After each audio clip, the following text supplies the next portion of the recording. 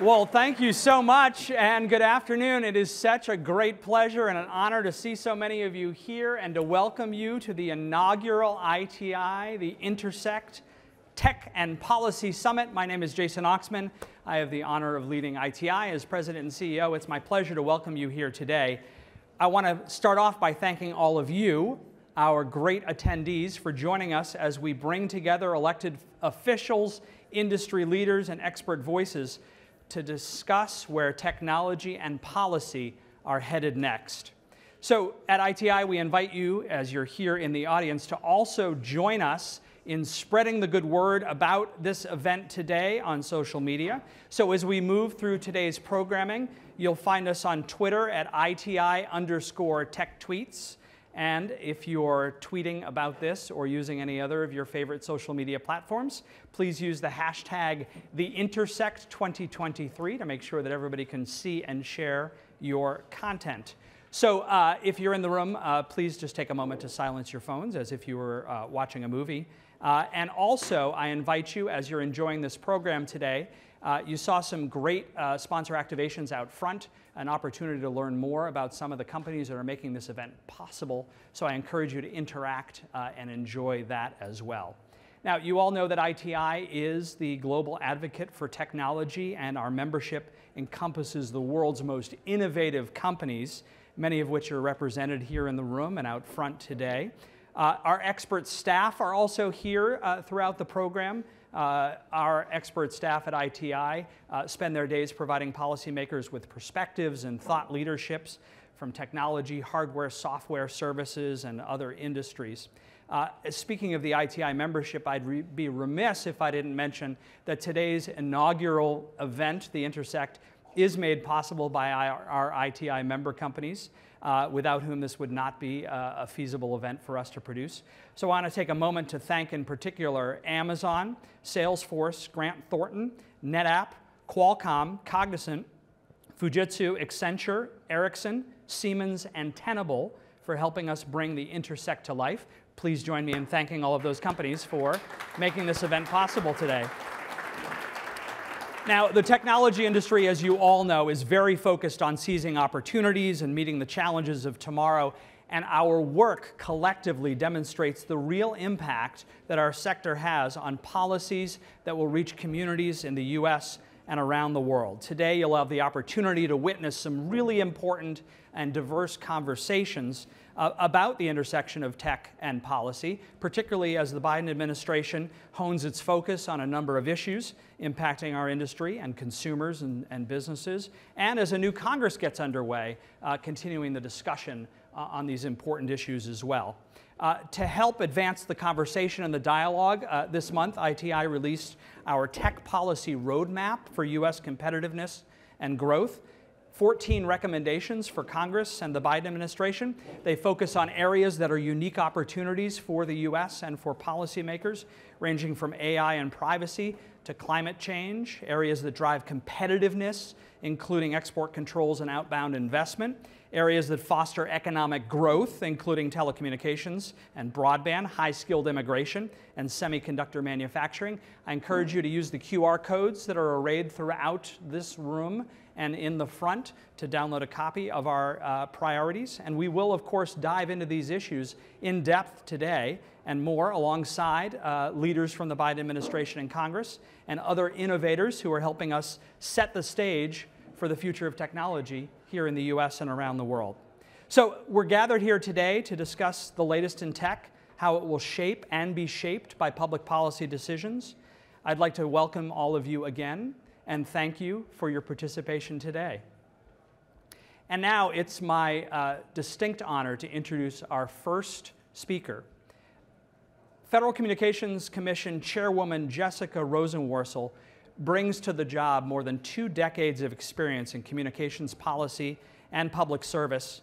Chairwoman Rosenworcel is a champion of greater opportunity, accessibility, and affordability in our nation's communication services, from Wi-Fi to video and the internet more broadly. She is truly a leader in public policy and technology. Her work at the FCC centers around bringing modern communications to everyone, everywhere, by promoting U.S. adoption of innovative technologies like 5G and accelerating the deployment of broadband, particularly to unconnected communities across the country. I'm excited to have her here as our inaugural speaker at our inaugural event to talk about all these important technology policy issues and more. Please join me in welcoming FCC Chairwoman Jessica Rosenworcel. Thank you. Well, thank you for being here. Welcome, delighted to have you, and welcome to the Intersect. Yeah, congratulations on this inaugural event. I think it's terrific. I think this space is really neat. It is a cool space, and it's even cooler because you're here, so thank you for being our inaugural speaker today. We're delighted to have the opportunity to hear your thoughts and wisdom about these important technology policy issues. And given that we don't have a ton of time together, I want to dive right into it. And I thought I'd start with an easy issue, network security. This is an issue that's been much in focus at the FCC. You've been doing an incredible amount of work at the intersection of national security and economic policy. The FCC has been really focused on equipment. You in particular, under your leadership, the FCC and your team have been focused on analyzing the national security risk posed by equipment from certain countries, focusing on the equipment authorization process to address that issue. I wanted to ask you about how you're looking at this in 2023. In particular, we've got the Rip and Replace program, as it's been called, that your team has been focused on. You've been encouraging carriers to analyze the security of their networks and their systems. Tell us where this issue stands right now on the priority list of the work that you're doing, and what we can expect to see in the coming months on this network security issue out of the Commission. Sure. There was a time at the FCC, and really all across the economy, where we could think about network security later. We could put it off for another day. I think those days are gone. And we've now made sure that it's front and center in everything we do at the agency. In fact, I think we've done more in the last 2 years on network security than at any other point in the agency's history. We have revoked the authorization of certain foreign carriers that our national intelligence authorities have concluded to be insecure when they operate here. We have set up a program to remove vulnerable equipment from our networks. We have reformed our equipment authorization process to make sure that insecure equipment can't come in the front door. And we've also set up proceedings on data breaches, and I have also started up the Cybersecurity Forum for Independent Regulators. I have 32 different regulatory authorities around town, from the Securities and Exchange Commission to the Federal Energy Regulatory Commission, working with us to try to harmonize our policies on network security issues, which I think is a good thing. It is, and it's an incredibly important issue, and it's been really remarkable to see how you've brought the Commission into this national security discussion.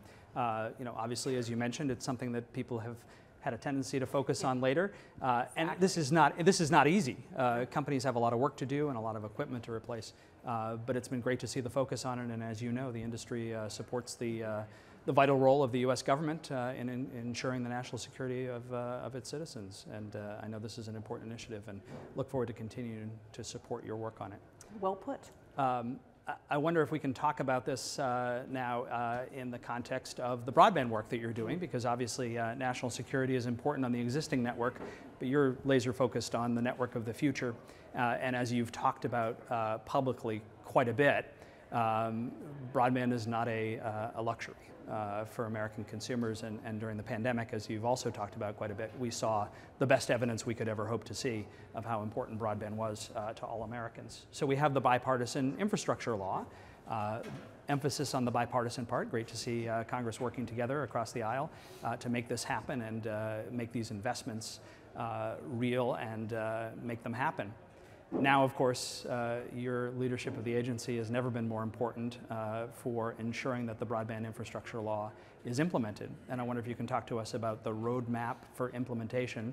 I said roadmap because I wanted to remember to mention the map part, but we can talk about that in part two of the question, because I know that's a thing unto itself. But let's talk about the broadband infrastructure law, the implementation work that you have done the work that's still to be done? What are you focused on now? Well, our primary task from the bipartisan infrastructure law was to build a broadband affordability program. Because I think the pandemic demonstrated, as you mentioned, that broadband's no longer just nice to have, it's need to have for everyone everywhere. But it also demonstrated that our digital divide has two components. On the one hand, we have issues with infrastructure, particularly in rural communities, where it hasn't been built, so people aren't able to access the world online. But we have this other problem too, which is that people can't afford to go online. And what the FCC has done with the authority given us in the broadband infrastructure law is we've set up the Affordable Connectivity Program, and because it's Washington, we call it the ACP. We can't resist the temptation to name and then abbreviate. And the ACP is historic. It's the largest ever broadband affordability effort in our nation's history. The FCC set it up a little over a year ago, and we now have almost 16 million households that rely on it. So households that are low income in every state now rely on this program to get online and stay online. And that means that they can fully participate in modern civic and commercial life. They can go to school, they can participate in work events, they can look up information they need to know about the communities where they live. And I think that 16 million figure in a little over a year is really pretty tremendous. It is tremendous, and it's a great reminder for those of us who live in urban areas and enjoy the fruits of the robust competitive nature of the broadband industry, that not all Americans enjoy that. And the work that you're doing is very focused on making sure that the digital divide isn't a thing anymore, and the focus on both the unconnected and underconnected has been great to see. And of course, that's driven by the data that you have and the data that you need to make informed decisions about where that digital divide is pervasive. So the map issue that we all talk about. Tell me about where that stands and what you still need support from industry, support from the public in making possible as you strive to make those maps as good as they can be. So another bipartisan consensus in Washington was that the FCC's old broadband maps were not very good. In fact, not very good at all. And you didn't have to be much of a statistician to understand why. The agency had made it a regular practice to decide if there was a single subscriber in a census block, then service was available throughout. And in a lot of rural communities, that radically overstated service. So Congress got together and passed a law called the Broadband Data Act, directing the FCC to clean up its act and try to develop maps that were way more accurate with much more granular detail.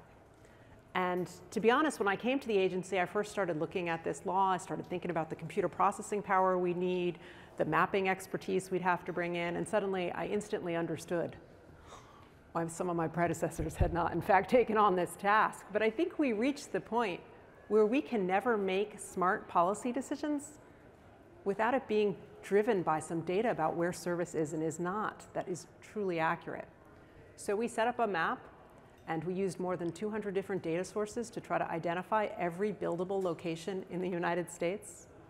And by the way, those data sources ranged from property records, tax records, to satellite imagery. And then once we set up this fabric of every buildable location, we asked the carriers to fill in data, tell us, do you serve at this location? At what speed? What's the service available? And then we turned to the public and said, go look up your address.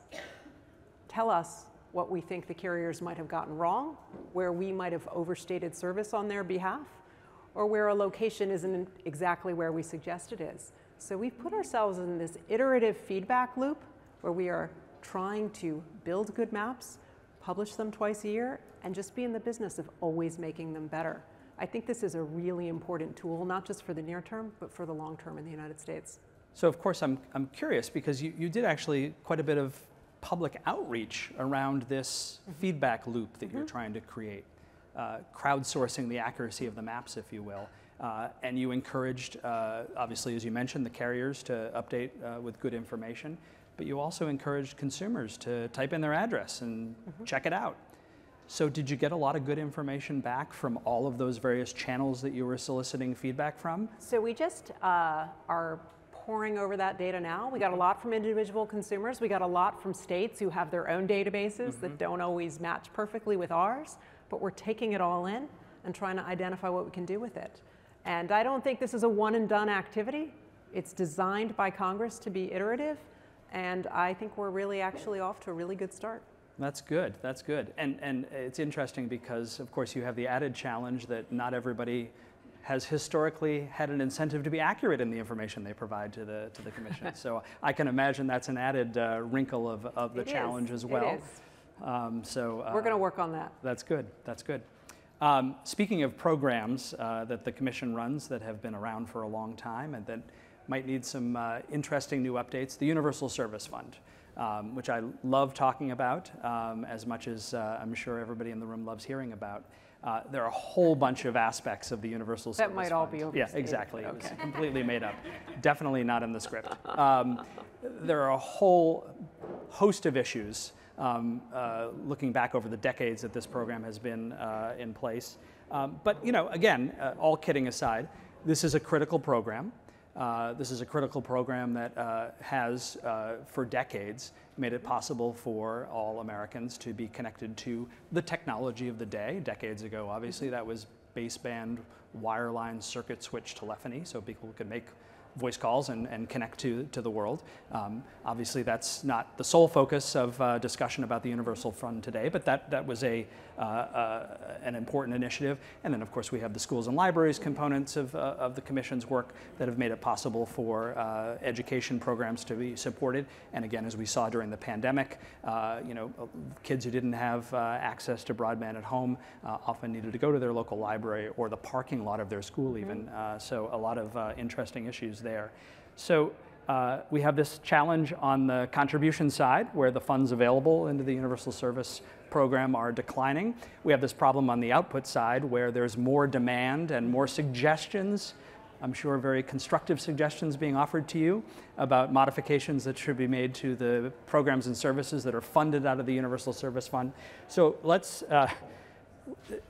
again, we can talk about all 50 different things, and I'll give you 45 minutes and no more. But no, let's just kind of talk. I don't know that everyone finds it as scintillating as you do. I do. The Universal Service Fund does 4 important things. Okay.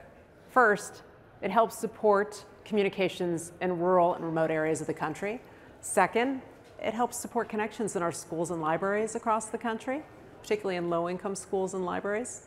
And it also helps support telemedicine. In fact, it was a really early proponent of telehealth before it was frankly a trendy thing to do. And then it also supports connections for low-income households through the Lifeline program. So those are all important. We can agree they're all important.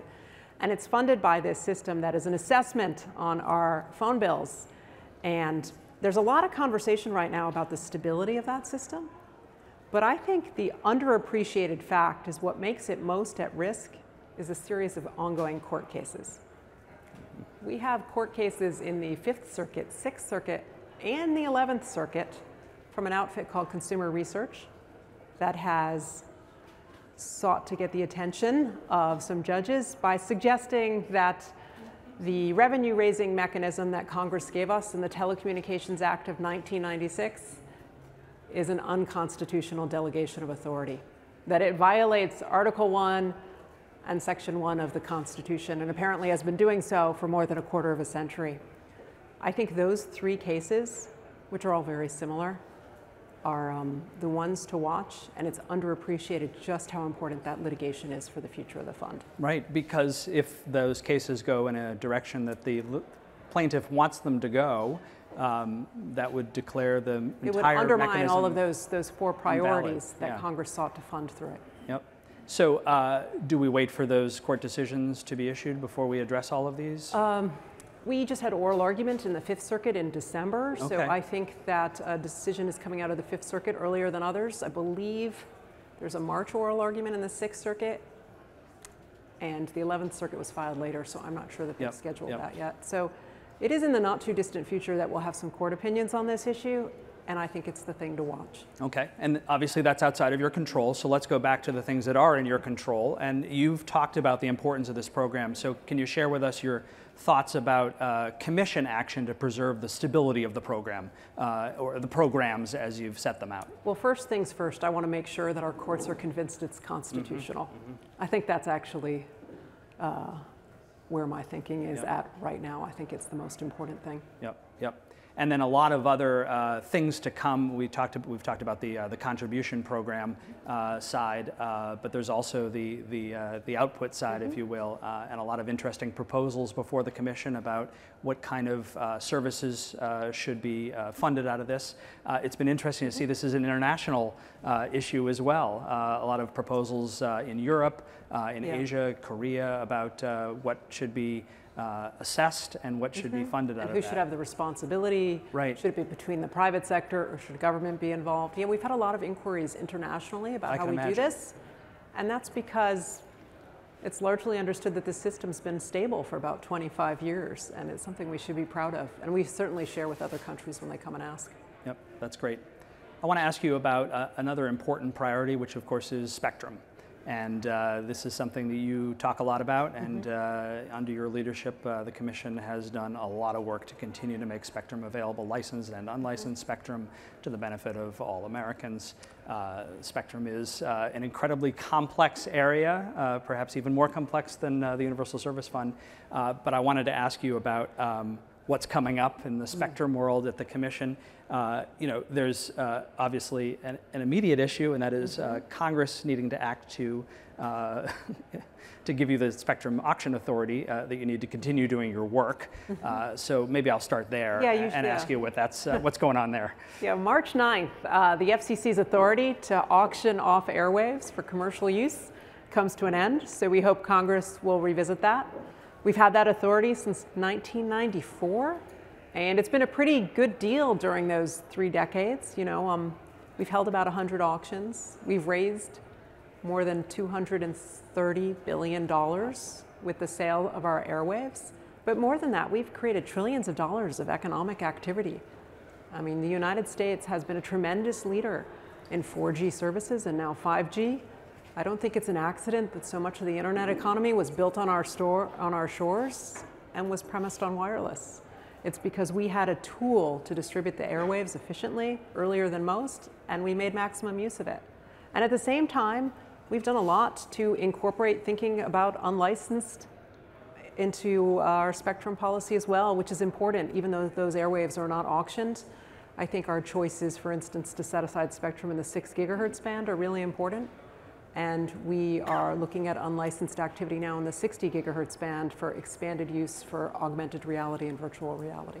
So Congress needs to act, and but you're not stopping in the absence of congressional action. So what are some of the areas that you're focused on, both licensed and unlicensed, that we should be looking for this year out of the Commission? So we have, I think that the FCC overinvested. We're getting really nerdy here, but the FCC overinvested in auctioning millimeter wave spectrum over the last 5 to 6 years. Those are airwaves with limited propagation, though they have high capacity. And if we really want to get 5G services deployed on scale, we've got to spend more time on mid-band airwaves, which have a sweeter mix of propagation and capacity. And so when I got to the agency, we immediately started an auction in the 3.45 gigahertz band. Just this last year, we held one in the 2.5 gigahertz band. So we brought a lot more mid-band spectrum into commercial markets, which I think is smart. Now, as we look ahead, I'm hoping that Congress will take action on the lower portion of the 3 gigahertz band. That's been the subject of a lot of discussion with our auction authority. And in my international conversations, there's a lot of looking at the 7 to 16 gigahertz band for 6G services. It's not too early to plan for these things, because when we plan early, the world follows. So we're doing a lot of that right now. And then with respect to unlicensed, like I said, we've taken action on the 6 gigahertz band. We've approved a whole bunch of automatic frequency coordinators in that band, more than a dozen by last year. And then on the 60 gigahertz band, again, I think we've got some interesting things we might be able to do in that band with augmented and virtual reality. Last question about spectrum, and actually our last question because we're almost out of time. You and your colleague Alan Davidson and NTIA have talked about cooperating between your two respective agencies on federal spectrum and recapturing, repurposing as much spectrum as possible. How's that effort going? Well, we're working on it. From the day he got there, I set up a spectrum coordination initiative. We committed to updating a 2-decade-old memorandum of understanding, which we did last year. And so we're having much more frequent meetings, much more frequent discussions about this. I think it's really important that we continue to make sure the federal spectrum pipeline is filled for new commercial use. So we're going to keep on having those conversations until it is. Well, it's really important work, as is all the work that you're doing at the agency. I don't want to leave without making a note as someone who has been in this town for almost 3 decades and observed many FCCs. You're, through no fault of your own, running a 2-2 agency, and yet the productivity, the cohesiveness, the collaboration, the productivity, I'm going to come back to that because that's the one that is most impressive, is really incredible to see. Not a question, more of an editorial comment about your leadership at the agency. I'll take it. I want to recognize that. And I also want to thank you for being our inaugural speaker at our inaugural event and ask you to do me a favor. You and I have known each other for a very long time. We both worked at the commission in the 90s, and you just oversaw a move to new headquarters from the Portals, which was the new headquarters back when you and I started in the 90s at the commission. And I was part of an office. By the way, I don't recommend overseeing a government organization moving in this town. Yeah, no. Just want to be very clear about that. That's good. Yeah. Well, that's good to hear. That's good to hear. I will take that advice. In 1999, when the commission moved from 1919 M Street, which some will know is the famous headquarters, down to the Portals, my office that I worked in, the Office of Plans and Policy, which isn't around anymore, was the last to leave the building. And as we were leaving the building, I walked by the trash pile, and this sign was literally on the trash pile.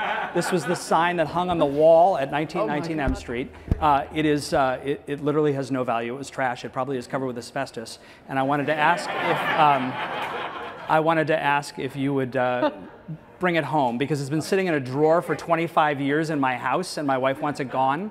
As a token of thanks, if you could repopulate this to the archives at the FCC, I would appreciate that. And thank you very much for being our inaugural speaker at our inaugural event. Jessica Rosenworcel, Chairwoman of the FCC. My pleasure.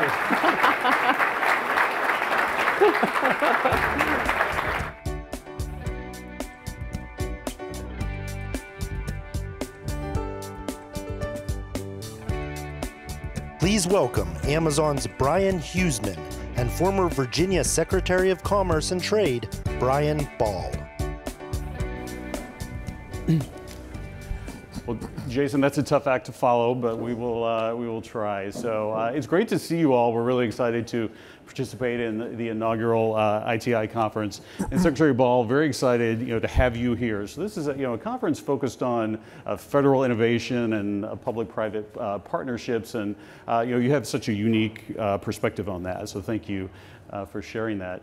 So during your tenure as Secretary of Commerce and Trade for Virginia, the Commonwealth was rated the top state for business 2 years in a row by CNBC. Yeah, right. That's right. Yep. So talk to me about some of the successes and features of making Virginia attractive to business.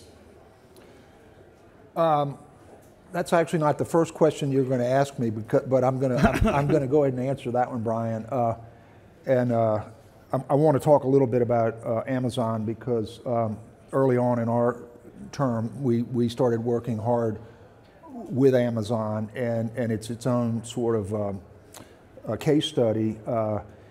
We ended up with an incentive package that was well over $1 billion. It was unprecedented in Virginia history, and it took a lot of people at state, local, and even to some degree federal level to pull it all together. And you all were discerning buyers of where you were going to be, and when we started on this project, we were one of 400, I think there were maybe 400 roughly sites that you all were looking at, and everybody says, well, let's just lob an application in and see how it goes. You don't pay a lot of attention to it.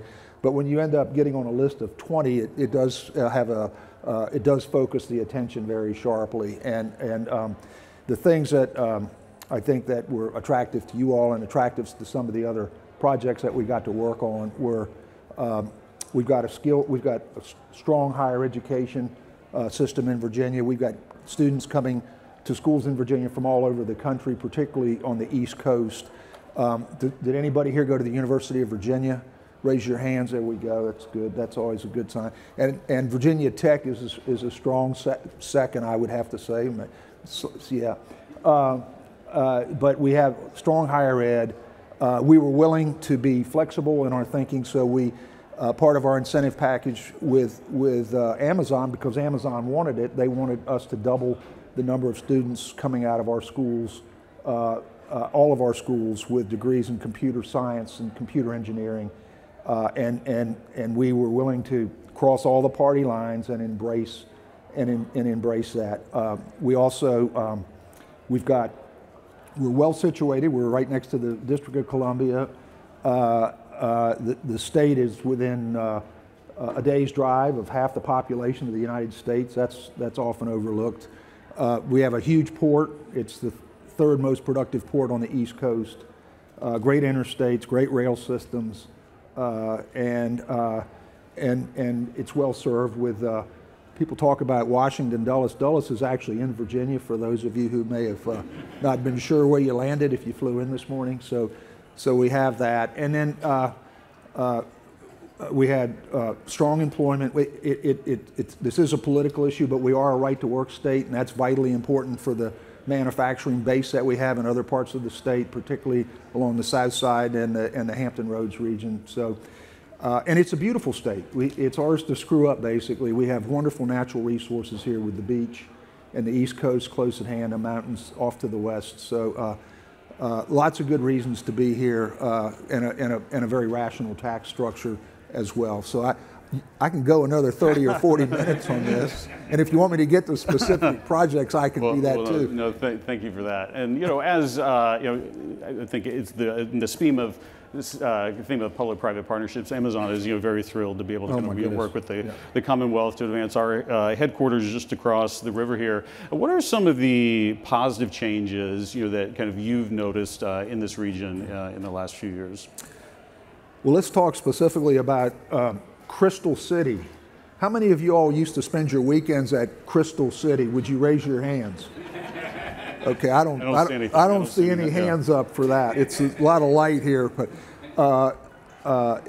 when the deputies that I work with started coming up here, when we thought we might get this Amazon thing, and one of them came back and said it's a soulless place. It's just it rolls up the streets at night, and there's nothing to do here, and just didn't like it at all,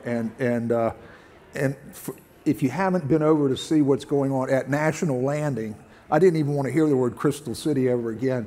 National Landing what's going on over there is fantastic. What you all have done, the physical structure, the construction got going very quickly. A lot of the old stuff has been torn down, and we've got there's going to be rapid rail coming in there in ways that hadn't come before. There's going to be improvements to all the stations that are through there, so you don't necessarily have to drive in there.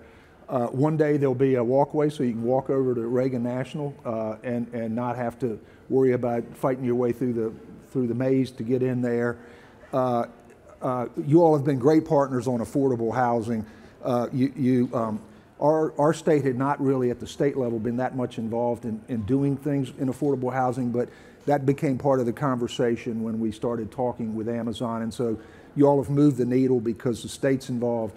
Alexandria, Arlington are involved. Our Virginia Housing Financing Authority has stepped up. And so the idea was to make sure that we weren't displacing people, putting them grinding up the interstate from Fredericksburg, and to try to have some alternatives close to home, regardless of what your income level was. So you've just been, and I guess Virginia Tech's going to have their master's center there. So just great things going on in the community, and I encourage you to go visit it.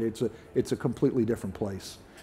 So, Secretary, an issue of importance to many, if not all, of ITI members is developing the tech talent pipeline. Right. And that was a priority of Governor Northam, also now. a priority of Governor Youngkin, the current kind of governor.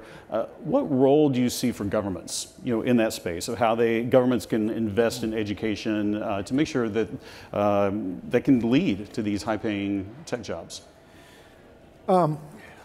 When you get into the job I had, you sort of figure out the things that you can make some changes to and the things that maybe are a bridge too far. And remember, in Virginia, we're the only state where the governor only serves 4 years. The governor can't succeed him or herself. So I decided higher ed was going to be a bridge too far for me, but you all were the stimulus for doubling the size of our of our degrees in computer science and computer engineering. And the one thing that is important is that the requirement wasn't that all these people should graduate and come to work for Amazon. They could go anywhere they pleased. And then you're going to have alums being at Amazon that'll spin off and do their own things. And sort of, this is one of these success breeds success things. We started the conversation with higher ed with this incentive package. And I do stay up with the folks in Governor Youngkin's administration. They are very focused on higher ed and making sure it's more accountable in ways that maybe it hasn't been historically. And we're going to see an even greater emphasis on having students graduate with degrees that are useful and degrees that don't have them end up as underemployed doing something that isn't commensurate with the type of investments they're making and their families are making in higher education. Community colleges, we're doing the same thing, and then you're going to see and are seeing a lot more investments in earlier stages in the K through 12, but particularly in middle school, in stimulating kids with STEM types of education, getting more women involved in STEM projects so that we don't have that sort of attrition above a certain age when a lot of girls decide, well, I'm not going to do that. That's for the guys to do. We're changing that. We're changing that, and so that's continuing apace as we speak. Yes, and I think ITI member companies are located and have employees in many places around the country, and I think looking into what Virginia done for developing talent pipeline is important. Yeah. Secretary, you talked some about some of Virginia's policies to create a stable and competitive business climate, which is I think important for having companies want to invest in a state. Can you talk a little bit kind of more about some of the policies and approaches you've taken? Yeah, I think as I've looked at, I traveled all over this country and then overseas quite a bit, and you figure out what's important to companies, and particularly when you get into Europe. And this will sound crazy because we're all American, most of us are Americans in here, but they're worried about political stability in this country, and so they don't want roller coaster swings in politics, and it's anxiety producing, and I guess they have their own history of roller coasters and worse, so they really don't want to see that. And so it's important and we've done a good job our parties have differences philosophically, but we always have a balanced budget. That's critical. You can't print money in Richmond, Virginia. You can't here right across, I'm right here in the district. And we need to print some more probably. But at the end of the day, political stability is important. Local governments collaborating with one another, and there are a lot of local governments in Virginia and in other states that would cut each other's throat if there's a competitive advantage to be had, and you've got to really work constantly against that mindset and focus on a rising tide raises all ships, and that certainly was true with Amazon and many other projects that we worked on. We had Alexandria, Arlington, even Fairfax County collaborating in ways that they never had before and talking about providing funding for affordable housing. So those are important attributes. A rational tax structure, reasonable taxes is important. I mentioned right to work. That's an important one for a lot of employers. And commitments to education so that you can find the workers that you're going to need. That kind of ticks off some of the higher level ones. Yeah. Secretary, finally, if you had any advice for the federal government about ideas that they could consider to encourage, more investment in U.S. tech jobs and innovation, what advice would you have? What would you tell them? I did take some notes on that, and I'm not going to be entirely responsive to your question, but the first thing I would say is, let's go ahead and get the debt ceiling raised. That'll give a lot of people a lot of relief. Virginia, because it's so close to the district, because we have a large government presence and a large military presence, shutdowns and sequestration are not good for the Commonwealth of Virginia. And one of the things that I worked on, because I was asked to work on, was get us a more diverse economy. And that was a sort of a mission that I had, and I think we had some good success. But it's critically important that the federal government do those sorts of things. Now, as far as other things government can do, I will tell you things like getting the CHIPS Act passed was a huge deal. The reshoring is a huge deal, or buying at least from countries that believe in the rule of law and are friendly countries. Those are big deals. We didn't have much of a pharma industry in Virginia 4 or 5 years ago. We now have a big one because COVID, we learned who we could trust and who we couldn't, and so now we're bringing in a lot of those manufacturing capabilities back to the country, and in particular in Virginia. Renewable energy is a big deal. One of the projects I wanted to brag about, because I think Siemens is one of your all's members, is Siemens Gamesa's project with Dominion to do the offshore wind development off the coast of Virginia Beach. That's going to be a huge deal for the region, but it's going to be a huge deal for the entire East Coast, because we have a great our port has no bridges, so you can do stand-up facilities and take them out to sea, and so very excited about that. I mentioned pharma and biotech, and I think that really kind of covers it. Yeah. Well, Secretary, thank you so much for your leadership in making Virginia a great place to invest. For us and for many others, and for your thoughts on the policies and examples about encouraging public-private partnerships. Thank you so much, and appreciate you all listening to us. Thank you. Thank you for having us. It was a lot of fun to be here. Thank you.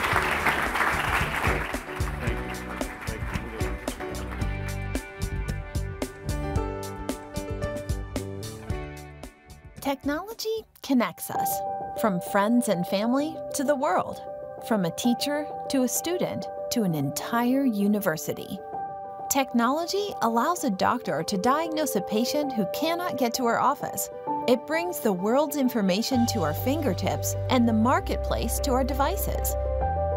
It creates new economic opportunities for families and communities and kept our economy going when COVID threatened to shut it down. Technology is all around us, even when we don't see it, and in the most unexpected of places, helping us make our world better. Technology needs good policies to support it, to unleash it, and to make sure everyone can benefit. Technology is far beyond the device you hold in your hand. It helps keep networks safe for users. It creates breakthroughs in medicine that cure diseases and imaging that prevents them. It spurs innovation that will heal our planet and protect our environment. Since 1916, ITI has represented tech companies working to reimagine the future. ITI believes good policy makes these innovations possible. Good policy creates certainty that unleashes imagination and investment. Good policy allows the smallest idea to become the next big thing.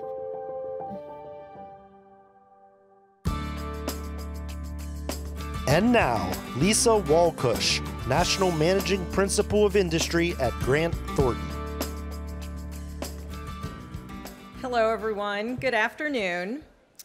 On behalf of Grant Thornton, including all of our technology industry leaders, I'm delighted to be with all of you today. Joining us next is one of the United States' foremost technology policy leaders, Director of the White House Office of Science and Technology and Science Advisor to the President, Dr. Arthi Prabhakar. Dr. Prabhakar was formerly head of the United States Defense Advanced Research Projects Agency, and was also the first woman to head the National Institute of Standards and Technology. She has been recognized for her leadership in partnering industry and government to promote economic growth through the research and development in critical areas like manufacturing technologies for semiconductor devices. New investments in broadband infrastructure, manufacturing, and clean energy will advance U.S. science and technology leadership around the globe, and Dr. Prabhakar will be instrumental in deploying and scaling them, making sure they reach all Americans. Let's give a warm welcome to Dr. Arthi Prabhakar.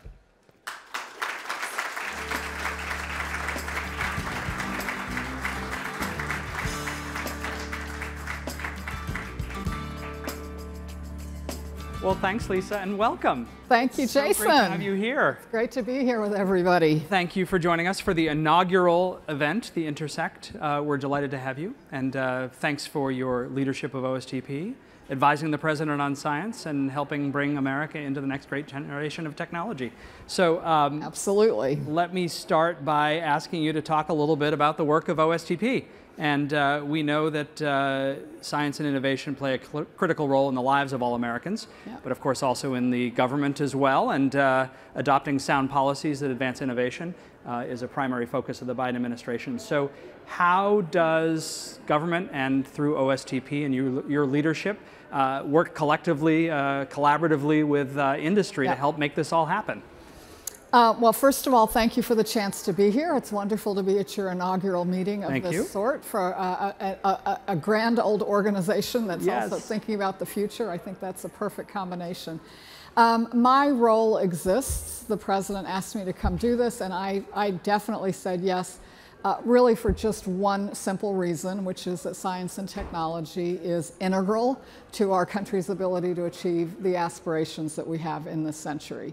And you know, if you think about our history, science and technology and innovation has been integral, always has been integral to everything we've needed to do, and it will always be integral to it.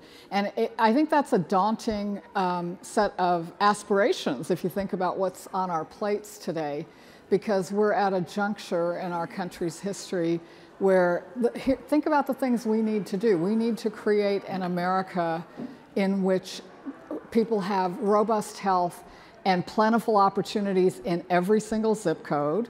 We need to create an America in which we've got a competitive economy that, as the President likes to say, is built from the bottom up and the middle out. We need to have an American society that is secure in a world that's changing much more rapidly, in which the geopolitics are more complex, I think, in many ways than they have ever been. We need to be able to meet the climate crisis, and not only meet it, but use it to rethink our infrastructure and to rethink our relationship with nature. And in doing all of that work, we have to figure out how we're going to reinvigorate our democracy and prepare ourselves for everything that's ahead. So these are things that we have to do. These are things we don't actually quite know how to do. And when you have that situation, it's a clarion call for innovation. And that is the work of science and technology, of research and development. And it's why the technologies that I think are represented in your organization, in this community, are so essential to achieving what the country needs to do. And that is why we have to build the kinds of relationships and partnerships that you were talking about. I've had the great privilege of spending most of my career building those kinds of linkages often between government and industry, often with academia as well. But I think of it as the work that we have to do that neither of us can do by ourselves. It's the work of the country that really requires us all to come together. And if I might, I'll just tell one example, because I think it's one that comes to mind when I think about what a great partnership looks like. They can take lots of different shapes. But I'll tell you a story that started a decade ago. I returned to public service in 2012. I had served at DARPA as a program manager much earlier in my career in the Defense Department. I came back a decade ago to lead the organization, and I walked in the door, and one of my program managers, who was an MD, a PhD, and a geneticist, and oh, by the way, an Air Force colonel, he said to me, this is 2012, he said, There will be another pandemic. It will look at least as bad as 1918. All the factors are in place for this to happen with a novel pathogen. And the problem is that it takes us years to decades to never to make a vaccine that works. But he said there is this amazing research, it's just sitting off in some labs right now, in mRNA. It was really not even mRNA technology, it was mRNA research. And he said it might be the basis for a rapid response vaccine platform. This is 2012, this conversation? 12. And he said, I just met a little company called Moderna. They just started up in the Boston area. And they are working on mRNA for cancer, but I think we might be able to persuade them to think about the public health crisis that he knew was going to come. He didn't know when, but he knew it was going to come at some point. Well, that's why we had a vaccine in time. I mean, a million other things had to happen. NIH had to figure out about the spike protein and how to stabilize it. We had to build all the manufacturing and distribution and actually get shots into arms on the other end. But the fact that we could go from nothing to a vaccine that was very, very effective as quickly as we did was because of that partnership that we built, not just with Moderna, but with a whole host of companies and other researchers, you know, a decade prior. So that's how you get ready so that you could do the country's work when the time comes. Many, many more examples, but that's just one that. Well, and hearing about that helps explain why the president saw fit to raise up the position of science advisor and head of the Office of Science and Technology Policy to a cabinet level position, and also why, and based on that story and the many others that you have, why it was clear that the president empowered you and encouraged you to build a team that reflected the diverse communities of the country. So I'm tempted to ask why it took so long for a president to realize that importance. You'd have to go ask all his predecessors. Exactly, and we don't have time to do that, unfortunately, but I'll ask it this way, and I think I know the answer to the question. Instead of why did it take so long, was it the right decision to do that? Well, I definitely think it was the right decision. And I have to say that when I first heard about this happened at the beginning of the administration. I only came on board in October. But my initial reaction was, well, I don't, you know, like, what difference does it make? Now that I'm in the position, I can tell you what difference it makes. And the way I think about it, I mean, all of you know that we work in research, we work on all these technologies, but they don't turn into the impact we want for our country until they actually get implemented, until we make the smart choices about how we're going to use all these powerful technologies, and until they scale and reach everyone. And so much more has to happen than just the science and technology piece. I love the science and technology component because we are part of this much bigger ecosystem, but what we get to do is change what's possible. And that's what then starts changing how the future unfolds. But for that future to actually unfold, everything else has to happen. And I have found in just the few months I've been on board that the opportunity to have this very direct and collegial relationship with the other members of the cabinet means that we can talk not just about where does innovation start, but then how does it get out to the whole country. And ultimately, that's why we're all here. So yeah. I think that's an important add. Absolutely. And for the technology industry, there's nothing more exciting than having you have that seat around the cabinet table, because it's a reflection of the importance that the president holds these issues in. And just to say, I mean, this is a president who lights up about what science and technology can do and how it's enabling us to move forward. And it's great fun to see his energy around that. So let's talk about that. So big issues. The president likes to talk about big issues. And you know, if you were still in your role running DARPA, we'd talk about you know, at a very granular level, the specific technologies. And I'm afraid to ask a PhD in physics to talk about technology at any granular level, because it'll be way over my head. We can talk about band gaps or anything else that you would like. But I do want to ask about kind of the big issues. When you think about innovation and the work that you're doing to encourage government and the private sector to work together, what are kind of the things that you're most excited about, the big issues that innovation in the technology industry can take on? Yeah, I think there are a huge number. I mentioned the major aspirations, some really hard work that we have to do.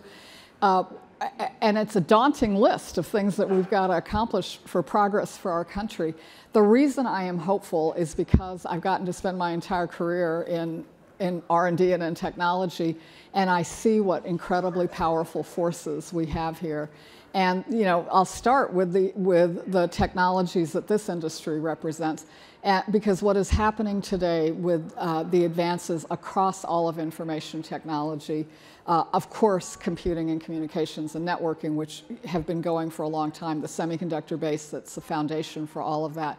But now we're in an era of phenomenal resources in terms of data science, artificial intelligence, which is I think we have not yet really finished absorbing even the beginnings of this machine learning generation of AI, and the next chapters are coming at us, I think, much more rapidly than any of us as individuals or as a society are really prepared to absorb.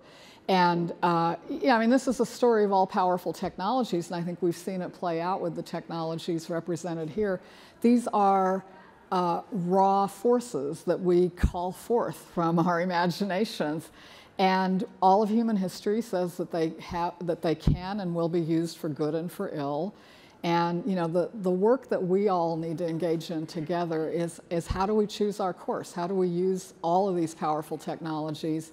And we've done this, right? We've used computing and communications and networking. Think about the way we've been able to connect our society. Think about the way we've changed education. Think about just the way you navigate when you're getting from point A to point B. So amazing things have come, and we know how powerful data science and these advances in AI, generative AI, these large language models, all these new frontiers, we can see how powerfully positive they're going to be.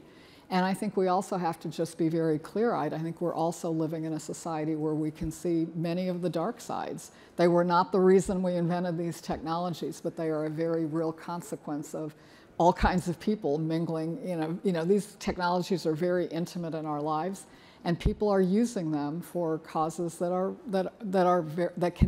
already, I think, very harmful in our society. So there's a lot to wrestle with, but to me, that is ultimately the challenge, is how do we create but then wield these powerful technologies in a way that takes us into the future that we really want to build. It's what Brad Smith wrote about in his book, Tools and Weapons, a reminder that technology can and should be a force for good, and it's our job in the industry and working with our partners in government to focus on the good that those tools can provide. Yeah, we got a lot of work to do. Yep. We're doing it, but I think there's still a lot ahead. Yeah.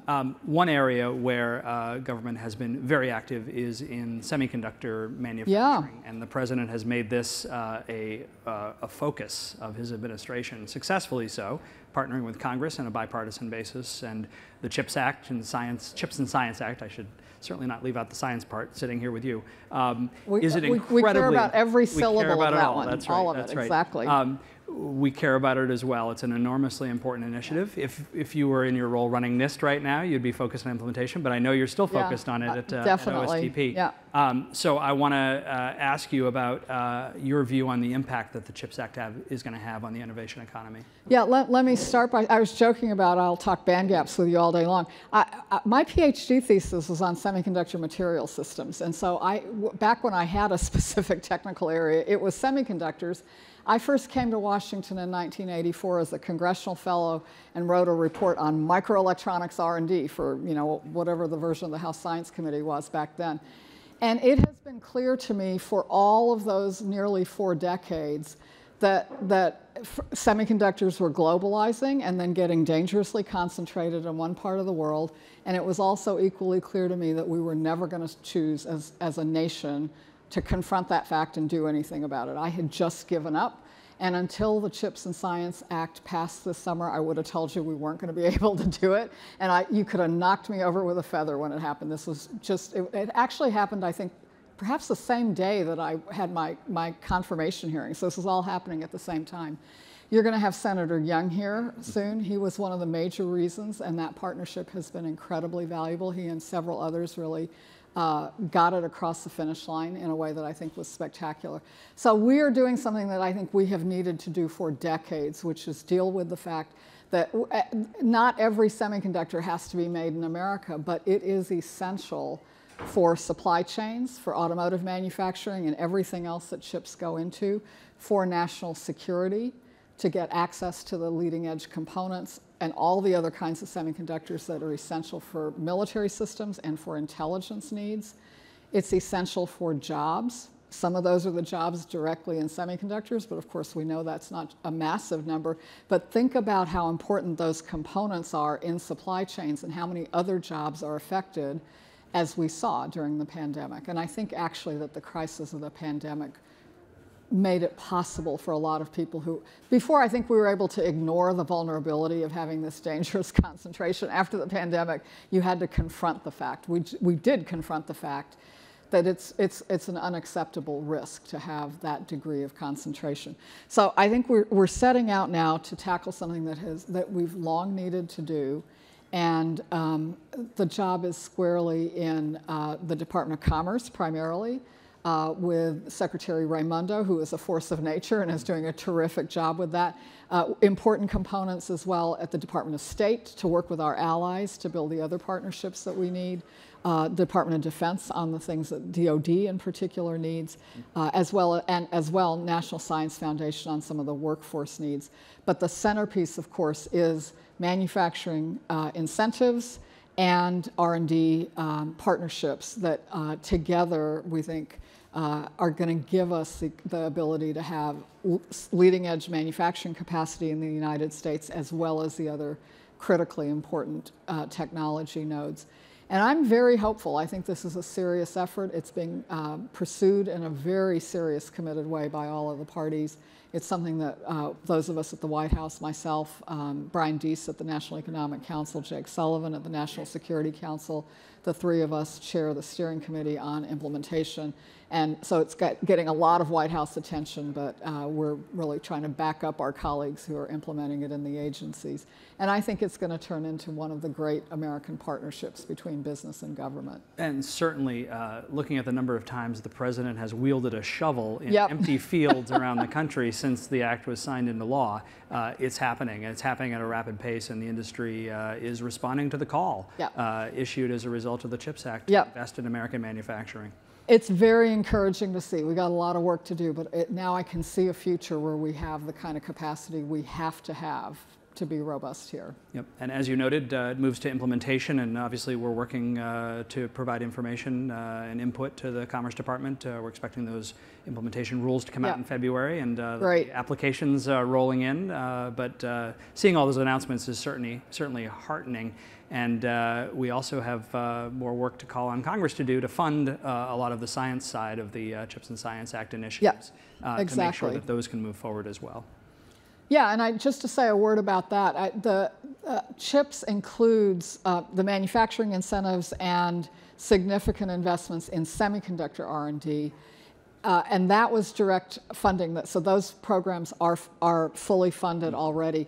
The and science part are authorizations, not yet appropriated, but they are very ambitious levels, I think appropriately ambitious levels that say we need to boost the R&D component of, the government spends close to $200 billion on R&D across many, many different functions. The and science part of CHIPS said, let's start significantly ramping up the pieces that are particularly about economic competitiveness. And I think that'll be an important agenda going forward as well. Great to see, and great to see in the President's agenda, and to see Congress looking at other measures to encourage investment, tax incentives, and others to encourage that kind of R&D investment, work by the fabless semiconductor non-manufacturers as well.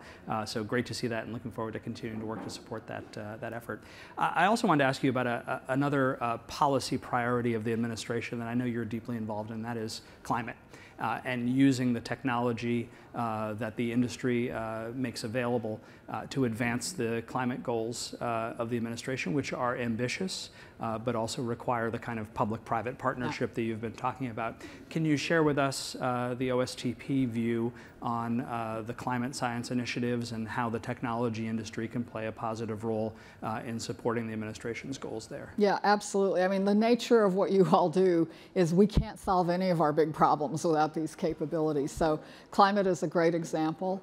And this is another place where I think for a very long time now, we've understood that as a country we have a big, heavy lift to do as part of the global effort to decarbonize so that we can start stabilizing our climate. And that is what finally now we've taken a very significant step towards with the passage of the Inflation Reduction Act, which, despite its name, it did a lot of things, but on climate, what it has put in place is a set of incentives that in aggregate represent the single biggest action that any country has ever taken to deal with climate. And it deals with climate by accelerating the deployment of a whole host of clean energy technologies as well as some nature-based solutions. Critically important that we get started. And I think what I find over and over and over again when I look at the challenges of dealing with climate, not all, but a lot of which is this clean energy transition. There's this very dissonant thing I keep experiencing, which is on the one hand, the pace of change is so rapid across so many infrastructures. Think about how our electrical grids and electricity generation are changing. Look at how vehicle transportation is starting to change and the pace at which electric vehicles are going. And so for these sort of slow-moving infrastructural areas, rapid changes happening, and it almost makes your head spin, and then you look at how fast we actually have to move in order to decarbonize fast enough that the climate actually notices and stops changing at the rate that it's changing. And that actually is even faster than we're going, significantly faster than we're going. So the Inflation Reduction Act that gets us on a track to making significant progress towards our 2030 decarbonization goals. But in order to get to net zero, full decarbonization essentially by 2050, we have a lot more work to do. So the agenda that you'll now see us focusing on, first of all, I just want to take a moment and celebrate that all these things we are deploying, they came out of the R&D that many communities did in prior years. That's what makes it possible to have solar and wind that are the cheapest way to build new generation. It's what makes it possible to have EVs that are becoming economically very, very attractive. So that's the good news. But now we've got to do the R&D that gets us to where we have to get by 2050. So you will see an increasing emphasis, and the Department of Energy and other parts of government are active in this area, increasing emphasis on all the capabilities it takes us to get to net zero, to full decarbonization. And then along with that, you will also see a heightened emphasis on resilience and adaptation, because we all know that even if we are successful in meeting our climate transition goals, we're already living with extreme weather events and droughts and a whole host of circumstances that have affected, it's hard to find people in America who haven't yet directly experienced these kinds of impacts. And so the work there, and I think I find a great deal of reason for hope in the resilience agenda, because humans have been really good at adapting to living in the circumstances that we've had for thousands and thousands of years. I think we're pretty smart, and we're going to be able to find ways to tolerate and live through weather extremes so that not every one of them has to be a catastrophe in the future. Again, a lot of work to do, but the tools of information technology to help us understand where the risks are, to price insurance, and to think in a very constructive way about what kinds of actions are needed for communities. That's some of the work that's ahead in the resilience area that will touch directly on the kinds of capabilities that it is incredibly important work, and we look forward to supporting it. The industry, as you know from your career, is dedicated to providing the kind of innovation that's necessary to advance these important public policy goals. We appreciate the opportunity to support your work. We appreciate your presence in the cabinet to drive these issues forward. And most importantly, we appreciate your being with us here today at the Intersect to share your views with us. Please join me in thanking Dr. Arti. Thanks so much for having me. Thanks for your work. Thank you.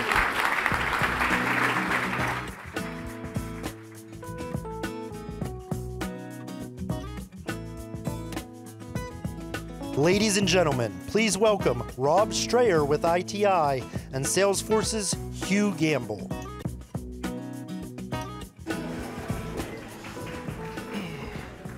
Well, good afternoon, everyone. I'm Rob Strayer. I'm the Executive Vice President of Policy at ITI, and I'm delighted to be joined here with Hugh Gamble, the Vice President of Federal Government Affairs at Salesforce. Thank you for having me. Way back Thank in, ITI. Yeah, we're grateful to have you. Way back in the day, Hugh and I worked together in the United States Senate as senior staffers. So I'm looking very much forward to our conversation today when we can talk about how we followed our passions for technology policy. I guess to start off, Hugh, could you give us a little bit of background about Salesforce as a company? Sure. Salesforce and the familiarity with Salesforce has certainly grown in recent years, but most people still can't articulate what we do. And so let me give a bit of that elevator pitch right now. We're a customer-centric company, and by that I mean our customers are typically other companies that you are more familiar with. They have a relationship with you. We help them use the data that they already possess or can gain insight from gathering in the future and take that to build a better, stronger relationship with the end customer. So we strengthen their customer relationships, help them market, help them communicate, help them service. You've got Slack and Tableau, which are also portions of the Salesforce ecosystem. They are member companies of Salesforce. And so we are quickly offering several best-in suite and best-in-industry products for various solutions, but mostly we are helping companies modernize their data and gain better insights and better communication and interaction with their customers. Right, and you're doing that on a global basis, right? We are. We're a global solution for the companies that are our customers. So in the last few years, governments around the world have really come to realization that their national security is built on, in part, on their national economic security.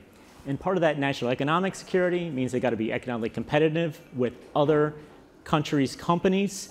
And they've also started looking more in depth at their supply chains and the critical capabilities that, from a technology perspective, that each of those countries has. The Congress has been starting to focus on this as well. So I just want to get your perspective as you look at the landscape from Salesforce's perspective.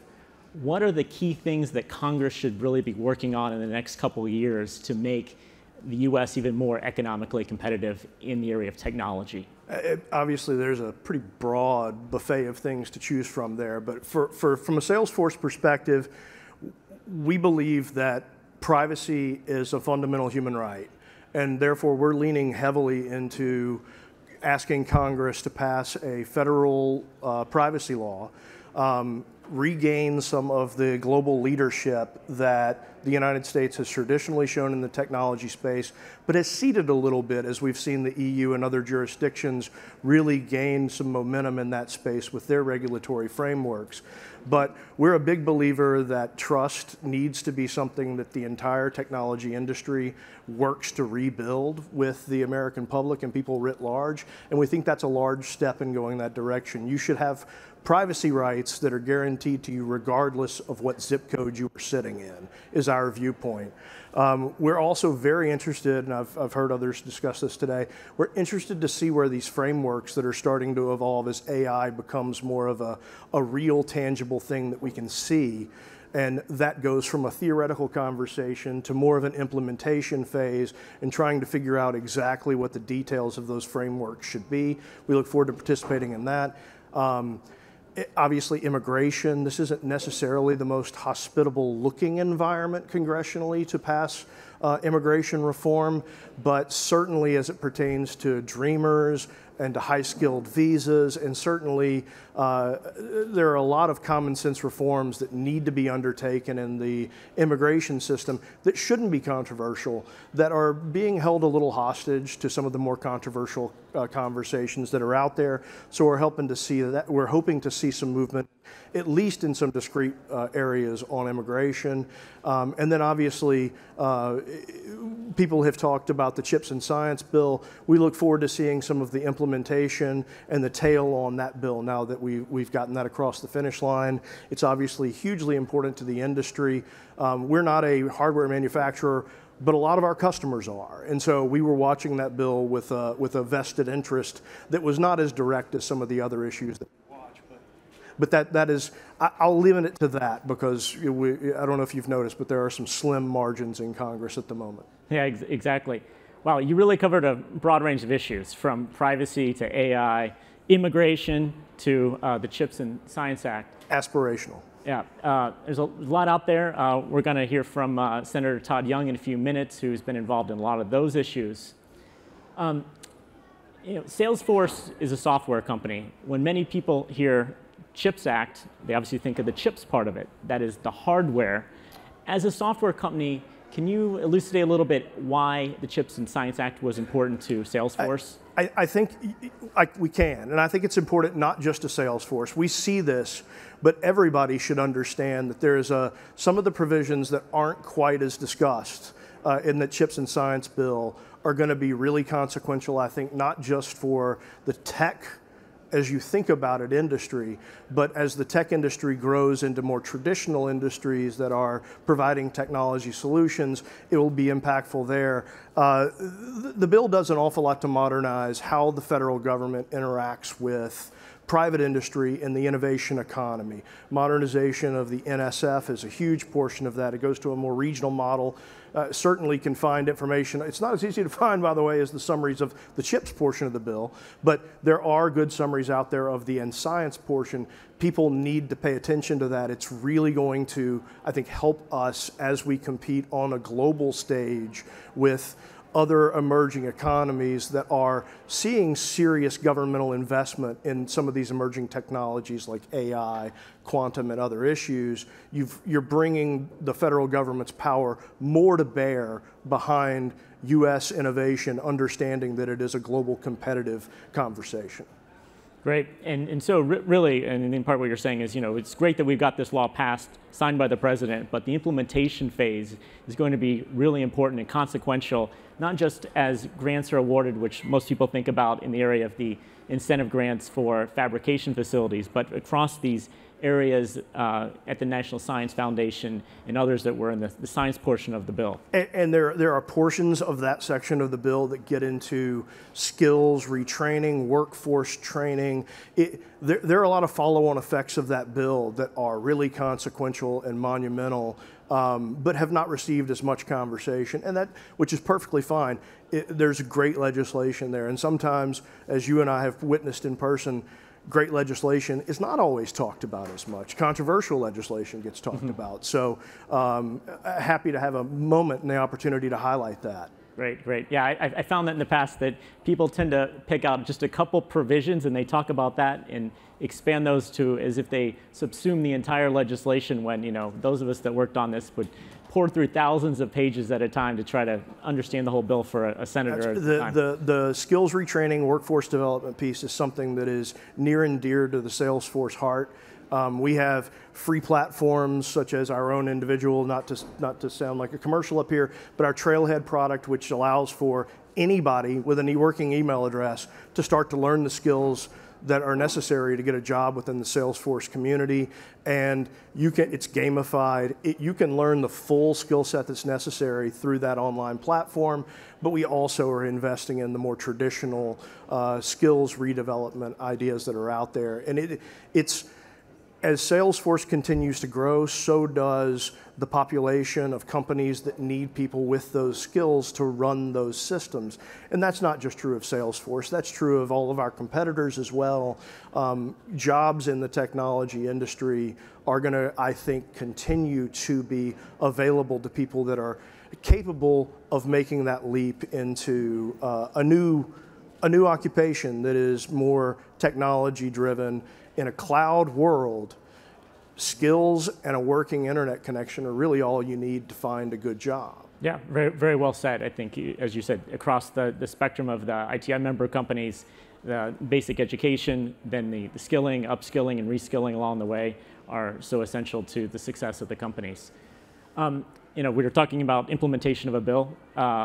What do you think is the #1 priority for this Congress from a legislative front? What would you most like to see enacted? I think for us, it would be taking the momentum that we saw on the privacy bill, the Three Corners privacy bill that was discussed in Congress last year. Obviously, that game board, if you've been tracking the bill, is changing a bit. There's some variables that have been introduced into the conversation with members on committees switching. We look forward to seeing what we can do to advance that policy. The ACPPA didn't pass last year, but I do think that could turn into a very robust and viable framework to build on a future privacy solution. A lot of good progress made there, a lot of compromise made there. For Salesforce, that is going to, I think, remain our top priority right now, though obviously there's some competition for high priority right now. No, excellent. And I think just, when you look at the global perspective too, I think you mentioned it when you mentioned GDPR, the United States needs to be able to point to privacy legislation that it's enacted, the principles that it's put into law, so that it can show leadership when it talks to other countries that are adopting their own or considering their own privacy laws or have already adopted them or considering how best to implement them. They're looking to the United States for leadership in this area. They are. I have colleagues in other geographies and jurisdictions that will talk about in their conversations with governments, with other governments around the world, that the lack of US presence in this particular privacy conversation is noticed. We need to reassert our leadership in that space, but we're also getting pinched from the other side, which is the longer the federal government takes to act, you're seeing more states taking the onus upon themselves to pass their own laws. And so you have US companies trying to comply with a patchwork of state laws that can be wildly different and deal with GDPR, and you've got other countries that are, we need the federal government to step into that and provide some level of certainty that you can build towards, but that will provide that level of privacy security to the end user. Great, makes sense. I know you're someone who tracks artificial intelligence and the latest developments there. One of the most interesting things we've seen the last couple of months has been ChatGPT. I assumed you probably dabbled in that at some point. If you have, can you tell us a little bit about that, or in particular, has there been any queries or insights you've gained from that you found the most interesting? Yeah, it's if you haven't played with the ChatGPT interface, I encourage you to figure out a way to do so. It is absolutely mind-blowing how real this feels, and the output that you get for your queries, that it just does not feel like you're not interacting with another human being, except that it happens obviously at the blink of an eye that you're getting these insanely bespoke responses to your inquiries. My inquiries, I think, were pretty boring. Their data sets apparently start to fail on more current events, so it needs to be historical. I asked it to summarize some historical events. Just give it the task, summarize World War I in 2,000 words, and it can do it. Then you ask the same question at 10,000 words, and it finds the different altitude and gives you far more detail.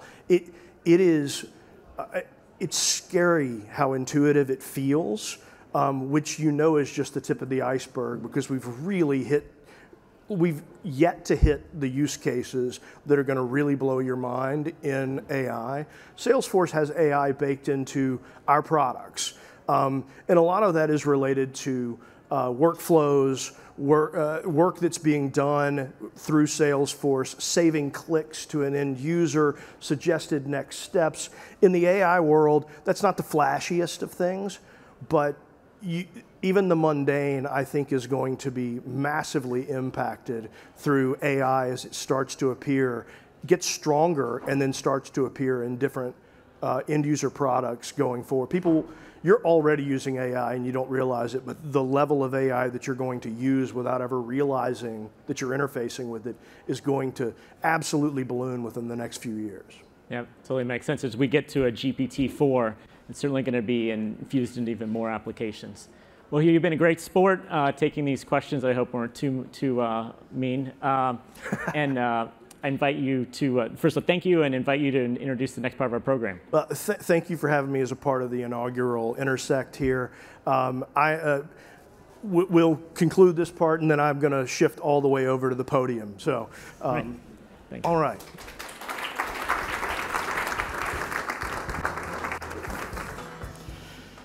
All right, before I leave the stage, I have the pleasure of introducing the next person that's coming to the stage, and that is a leader in much of what we just discussed, not just the Chips and Science Bill, but cybersecurity, cross-border data flows, pretty much any technology issue that's of importance in the last couple of years or in the future years, this man is going to have an incredibly profound voice in shaping that policy. It's going to be Senator Todd Young of Indiana. What started as his Endless Frontiers Act in 2020 became the Chips and Science Bill, and he gets an awful lot of credit for the and science part that I was discussing also. He serves on the Foreign Relations, Finance, Small Business, and Commerce committees, which truly does put him at a nexus of a lot of this conversation. We are a proud Hoosier constituent company. Salesforce is the largest tech employer in Indiana, and we are proud to be a part of that community and proud to be able to interface with Senator Young. And if you could help me as we welcome him to the stage, offer a warm welcome to Senator Todd Young of Indiana.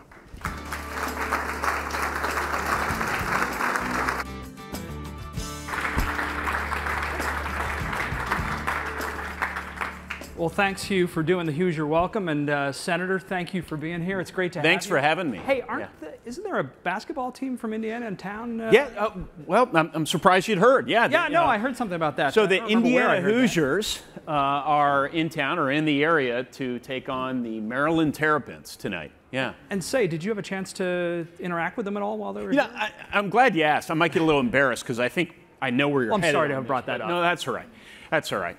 I do hail from a basketball state, and I did go to the basketball practice when the Hoosiers came in town, and I've been hearing a lot about it. So. Yeah, I have too. It's funny you mentioned that. Any truth to the rumor? We're going to talk about tech policy, I swear. And can you reset the clock, speaking of tech policy, for 20 minutes, please, while I'm filibustering here? Any truth to the rumor that you actually attempted a three-point shot as part of the practice? I knew you were going to bring that up. Yeah. There's some amazing All-American kind of players on the floor, a few that will no doubt play in the NBA. And we're leaving after a little chit-chat with the players, trying to fire them up for the game tonight. And they threw me the ball, and they said, "Hey, Senator, are you going to try a jump shot?" And I just went ahead and dispensed with a three-point basket, all net. and I walked out. I said, my staff thinks I should bring it up a lot because they said it'll be good for politics, but yeah. Well, thanks for feeling comfortable enough to share that with us. I thought that went pretty well. Yeah, I did too. Thanks. Yeah, thanks. Can we talk about tech policy? Is that all right? Let's do. Okay, let's do that. Well, thanks again for being here with us at the inaugural ITI, the Intersect event. We're proud to have you here. You were name dropped by our previous speaker. That was nice of her. It was very nice of her. She mentioned in particular your focus on innovation policy, but, and as Hugh mentioned in the intro, your instrumental role in getting the CHIPS Act and Science Act across the finish line. I want to talk about that in just a second, but first I want to start at a kind of a higher level. Look, there are literally hundreds of issues you could have prioritized as a United States Senator, but you've spent a lot of time talking about innovation policy, R&D, technology policy. I'm curious why that was so important to you, why you've spent so much time focusing on that set of issues.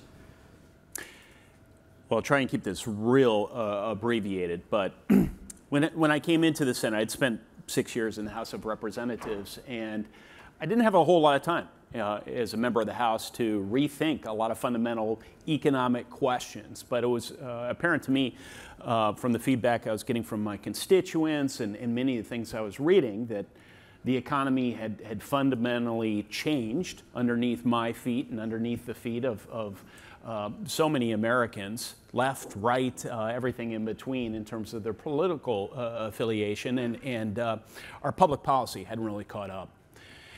And we're still dealing with this. We'll continue to deal with this for a number of years. But one of the areas, if we're going to continue to grow and lead with respect to innovation, in which we need to up our game, is investing in fundamental research. And not just the sort of theoretical research that people associate, I think rightly, with the National Science Foundation and much of the research that they do, very important research, but applied research, research in the physical sciences. And there's some discrete areas that I think we could all make some strategic bets. What areas will be most important to economic growth, to impacting our security and our prosperity in coming years? It's the so-called fourth industrial revolution, right? It's quantum computing, it's semiconductor technology, it's artificial intelligence and machine learning, and on and on. And so Senator Schumer and I compared notes and recognized that we share some common interests as it relates to investment in these areas. And as I went down that road, it became clear to me that the most critical near-term challenge as we look at that issue set was the potential interruption of our semiconductor supply chains.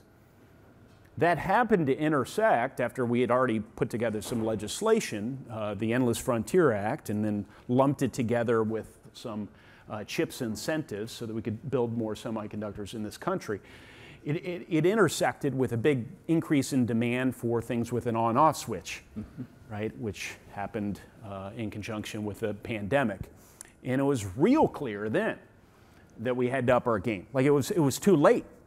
So we better get started ASAP. So that made the argument for chips in science a little easier, but it wasn't easy, and a number of people were responsible for our ultimate success. But let me be clear. It's one thing to have a business plan, and the analogy here is the CHIPS and Science Act is the business plan. We have to implement. And that's really going to be an area of focus of mine and some others this Congress. So let's talk about that. I know you're paying very close attention to the administration's implementation of the CHIPS portion of the CHIPS and Science Act. We're expecting rules in February out of the Commerce Department on that.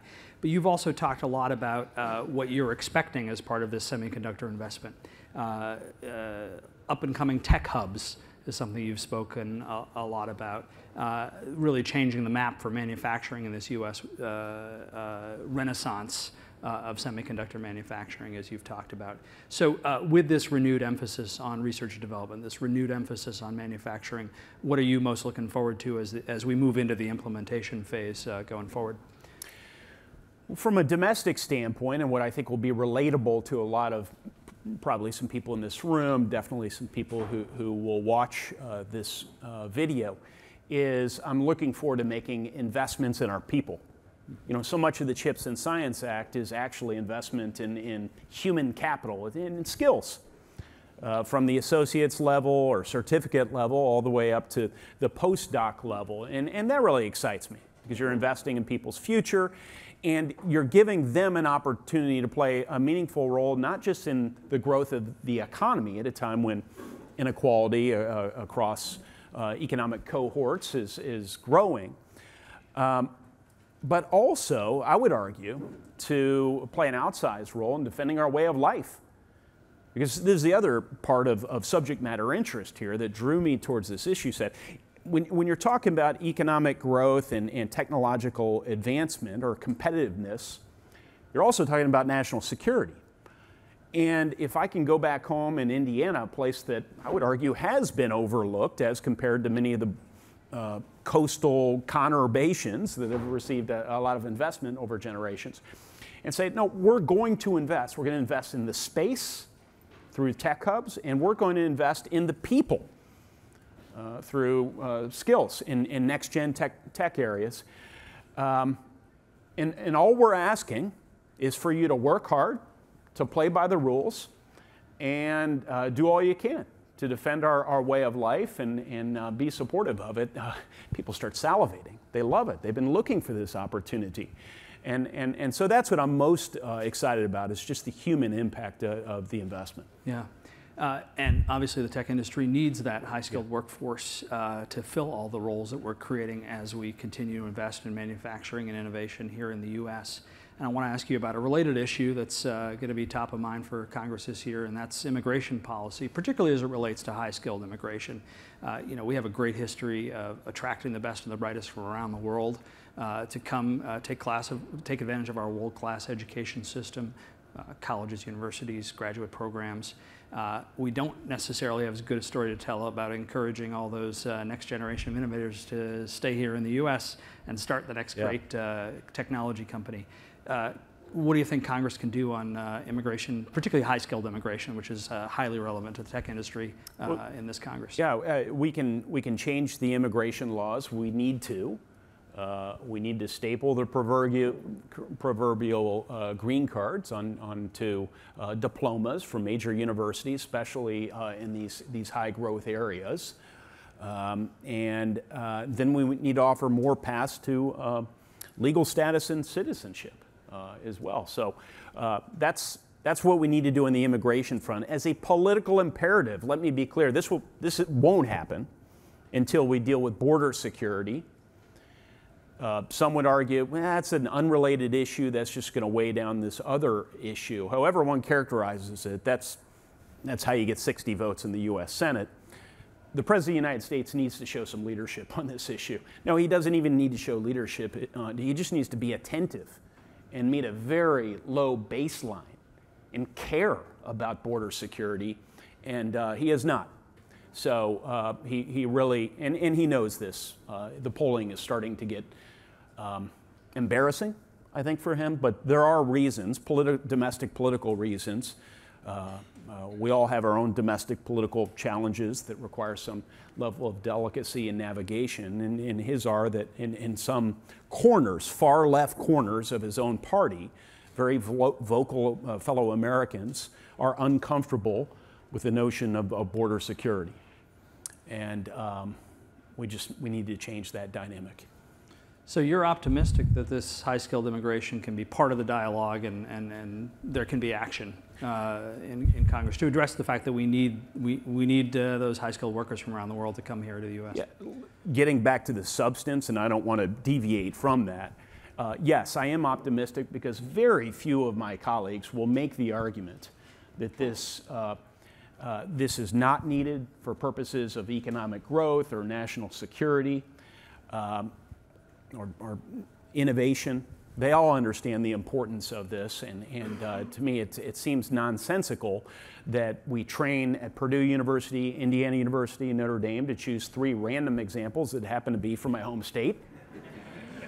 We will train them in solid state physics or chemistry or some high demand field, highly correlated with creation of high growth potential startup businesses. And so we train them by the best minds in the world, and then we send them back home. This is not what other large economy countries are doing, and we can't do it either. Yeah, the number of technology companies here in the U.S., particularly our storied companies that were founded by first or second generation immigrants, is huge. So you're absolutely right. We need to continue that path. And more parochially, for a state like Indiana that has these amazing universities, there's a special interest in making sure that more of them stay here in the States, feel welcome, and we'll have a disproportionate number that will stay in the state of Indiana and create more amazing businesses and solve all kinds of worldly problems, and that's what our nation's all about. Let's turn to U.S.-China policy, because this is another area that's going to occupy a lot of time and attention on Capitol Hill. Obviously important that the U.S. look out for its national security interests, but also important to remain competitive on the global stage, give opportunities for U.S. companies to continue to reach the 95% of the world's consumers that live outside of the U.S. Yeah.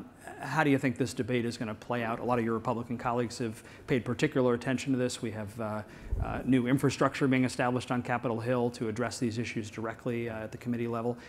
What are your thoughts on how this goes? What do you want to see happen as part of this discussion?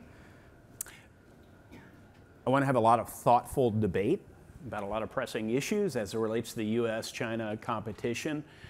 There are too many pressing issues for example, the China committee now in the House to address in a serious way alone over the next 2 years, if you're really going to address those thoroughly. So that could crowd out some of the craziness that occasionally we'll see from either party on their own issues. I mean, this is a serious time. It's a time for sober-minded leadership. And you know, among the issues is just to communicate to Americans, as Congressman Gallagher, who's going to be chairing that committee in the House, has said, that this is a competition that's worth waging. This is a rivalry that we don't have a choice but to admit. It is indeed a rivalry. It's a competition not just between different economic systems and different market actors, different businesses and entrepreneurs, but it's a competition of values. And it's worth investing in, and it's worth winning, sacrificing for if we have to. And so if he accomplishes that and makes this competition more understandable, along with all of his members, I think that will be really important. There's much more we can do. Members of Congress need to go on CODELs. I just got back from Taiwan just over a week ago, and Japan, just trying to reassure the Taiwanese leadership that militarily, diplomatically, economically, there is much unity as it relates to this issue set. Most of my colleagues seem to appreciate the importance of defending that island nation and working with others to broaden and deepen our alliance so that the United States can continue to promote democracy and free and open trading system, as opposed to an authoritarian model that is subject to the whims of the philosophy of power is really the only rule in the end that the CCP lives by. So strong contrast of values. We need to reassure our partners and allies that we're with them. Beyond that, we need to become more economically resilient. I think this has been discussed more than once today probably, but that means hardening our supply chains. We're trying to sort through that. I mean, this is not a challenge that lends itself to very short, easy, facile, and formulaic responses. We're going to have to use some judgment, some discernment. It's been a while since Congress generally has had to exercise that muscle, in my mind. You know, the standard economics don't really apply when you're facing a market competitor like the CCP that purposely manipulates markets for their own geopolitical ends. We're going to have to think a little differently, as we did with the Chips and Science Act. We're going to have to persuade partners and allies to invest more in themselves and the relationship. That may mean jointly funded research, certainly more coordination as it relates to supply chain resiliency. Ultimately, we're going to have to, I was just talking to someone who is high-ranking with the administration. I think you'll hear from her momentarily. I'm sorry, we just met, but she's working on the cyber portfolio. So, you know, to the extent we can persuade the Japanese and others to increase their cyber standards, that will facilitate more licensing of our military manufacturing to a country that's very good at manufacturing things. So there's a lot of economics meets geopolitics that is going to require a fresh rethink. But if we can really kind of build on the success of that bipartisan legislation, Chips and Science, and some of the other things that are percolating on Capitol Hill, I actually think we can seize this moment during what is admittedly a pretty dysfunctional time in our politics. I'm curious, you were the first member of Congress in the 118th to go to Taiwan. Was it your... I thought you were going to bring up that basketball shot again. All right, sorry. You had your moment on that already. All right. Was that driven in large part, your desire to do that, to prioritize that, to make that trip, driven in large part by these concerns you have about the Chinese Communist Party and the cyber warfare and other things you've been talking about here? Yes, it was driven by that concern. It was driven by a desire for me to send a message to the CCP, and yes, their ambassador even, who consistently will send missives to my office and that of my colleagues when we consider visiting Taiwan, or even, you know, our attempt to pass the Chips and Science Act, which they lobbied against. So we want to show resolve. One of the reasons there is fighting occurring in Ukraine is we didn't deter. We didn't deter the Russians. They didn't think we were serious. They thought we were too weak to lead a coalition of European allies to push back the Russian invasion of Ukraine, and we've proven them wrong, but it would have been far better to persuade them on the front end. I'm trying to persuade Xi Jinping in particular, but leaders of the PLA and others in the government, do my part to ensure that they know we're serious. We're serious. We're going to defend this system that begins at the middle island in the first island chain, adjacent to the most trafficked trade route in the world, which is the Taiwan Straits, and we're serious about it. Last question I want to ask you before we have to let you go is about the roadmap on all these issues you talked about. I want to ask what you think the most important thing for Congress to focus on, that you'll be focused on in the coming months to ensure U.S. leadership, given all these geopolitical challenges, given the challenges in the U.S. economy. What do you think is most important to focus on? What are you going to be calling on your colleagues to focus on?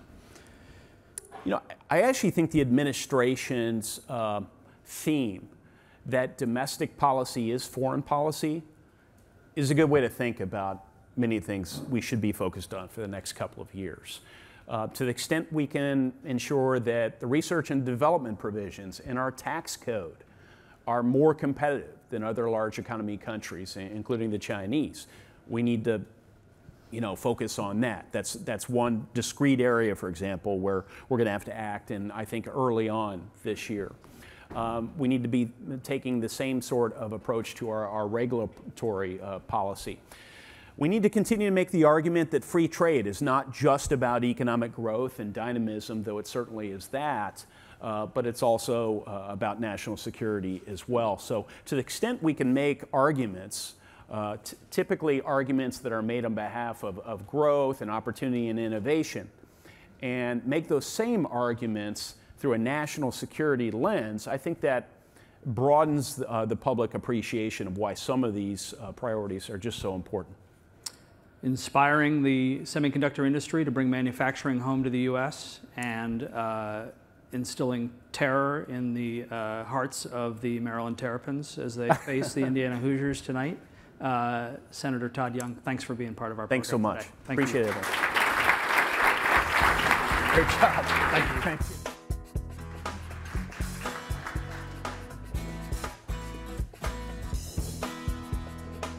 Please welcome NetApp's Kristen Verderame to the stage. Good afternoon, everyone. As a Michigan Wolverines fan that suffered a big defeat 2 weeks ago with the Terps, I hope the Senators team has better luck than we did. It was pretty ugly. I was there in person. It's my pleasure today to introduce our next speaker, Principal Deputy National Cyber Director, Kemba Eneas Walden. Ms. Walden has extensive experience in both government and the private sector, most recently before coming to the White House at Microsoft, where she worked as the lead in Microsoft's Digital Crimes Unit, responsible for launching and leading the unit's ransomware program. Not a small job, that's for sure. Before joining Microsoft, Ms. Walden spent a decade in government service at the Department of Homeland Security, including spending time there with our friends at the Cybersecurity and Infrastructure Security Agency, or CISA. I understand she was there when it was stood up. In fact, many of us in the IT and comms sector had the pleasure to hear from Ms. Walden at our annual Quad meeting a few weeks ago at CISA. In her inaugural role in the inaugural office of the National Cyber Director, a lot of inaugurals to speak of today, she works to implement the strategic vision of this administration to ensure that every American can share in the full benefits of our digital ecosystem. We are all eagerly awaiting the administration's forthcoming national cyber strategy. I told her I would push her on that today, so hopefully we'll get some indication of when we're going to see that. But we'd like to welcome to the stage Ms. Walden.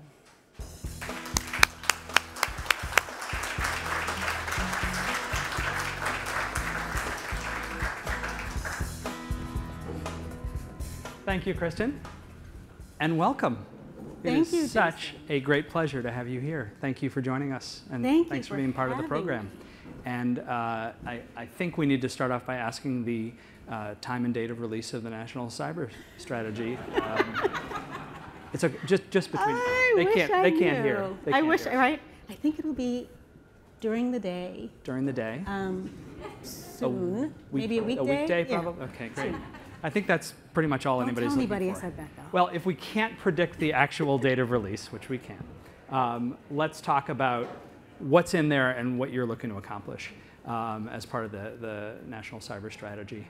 But first, I want to ask you a question about you, which is why you were inspired to return to government service. You did government service for a very long time, and you have spent your career operating at the intersection of technology and policy. You've done a lot of great work in the public sector and the private sector to advance society.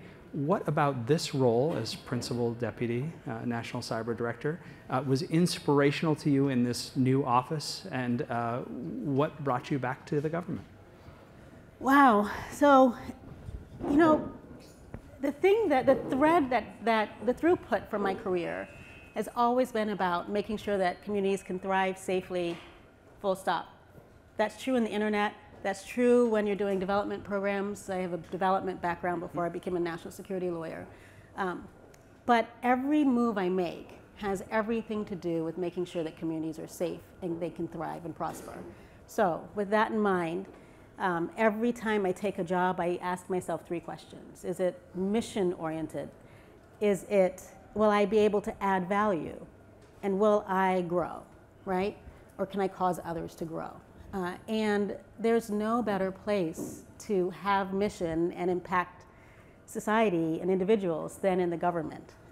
Microsoft supported me that opportunity as well, and through the ransomware unit that I stood up. DHS allowed me to do that while I was at CISA and in General Counsel's office. And I was allowed to do that working in the nonprofit sector before I became a lawyer. So that is the throughput for me. Coming back into the government allowed me to do that. And what better place could I be than in the Office of the National Cyber Director?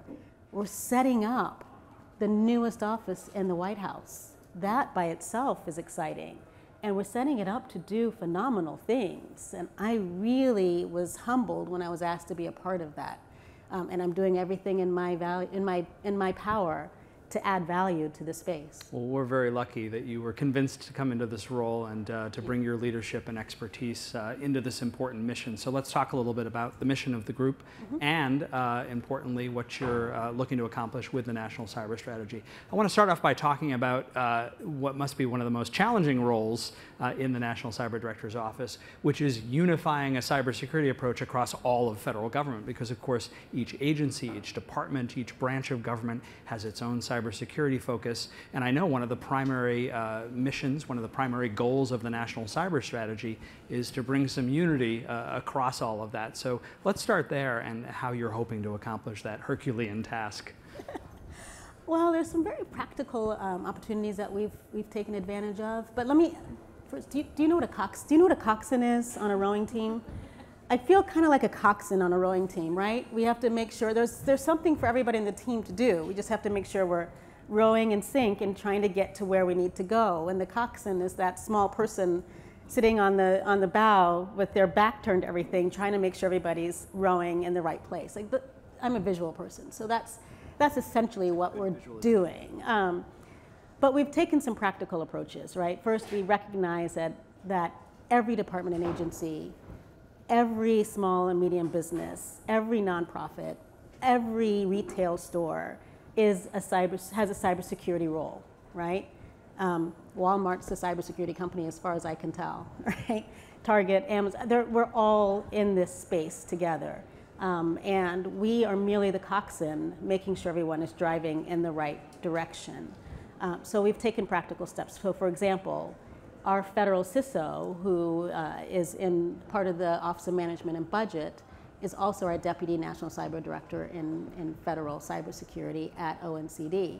And the practical implications of that are that ONCD's resources are lent to or given to the opportunities for improving our federal civilian executive branch security so that the policies and the staff that OMB bring to the table produce geometric outcomes. That's federal cohesion in a practical way, right? We engage our federal departments and agencies on a regular basis. We leverage them and their superpowers just as they leverage us and our superpowers in order to get to the same goal, right? Our bottom line, our common ground is really to make sure that we pursue national security as it relates to cybersecurity, that we pursue economic opportunity and tech innovation. Everybody has a part to play in that space. We have to start with getting our own house in order, so there's a lot of that, right? Are you doing multi-factor authentication? Are you encrypting data at rest and in transit? Are you implementing our zero trust architecture? Do you have the resources that you need in order to meet some of these mandates and these goals that you're seeking?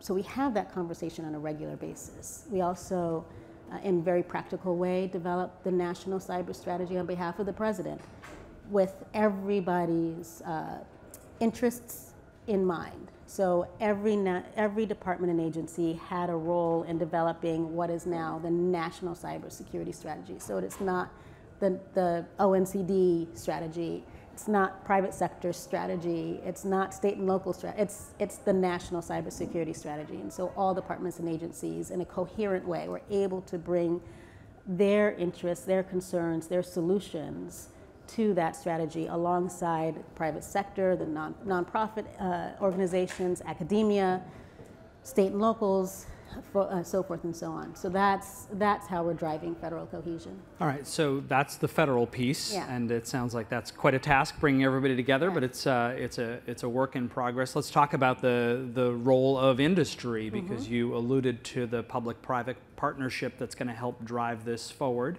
So these multi-stakeholder approaches that you've taken in your time in putting this strategy together, what's the role of industry? What's the role of the public-private partnership in ensuring the success of the national cyber strategy? Yeah, so thank you, Jason, for asking that. So you've hit two strategic outcomes that we're seeking to meet. The first is federal cohesion. The second is public-private partnership in an intimate way. I've been in this space for a long time, so I know it sounds like information sharing, but it's more than that. It's sort of operational collaboration. It's professional intimacy. It's identifying problems together and identifying solutions together.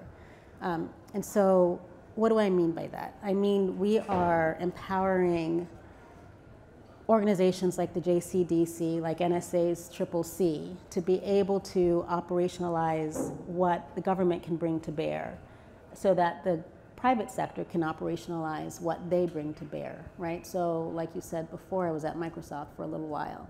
Microsoft has a lot of signals. And I can say that because they say that, all right? But the government has a lot of authority.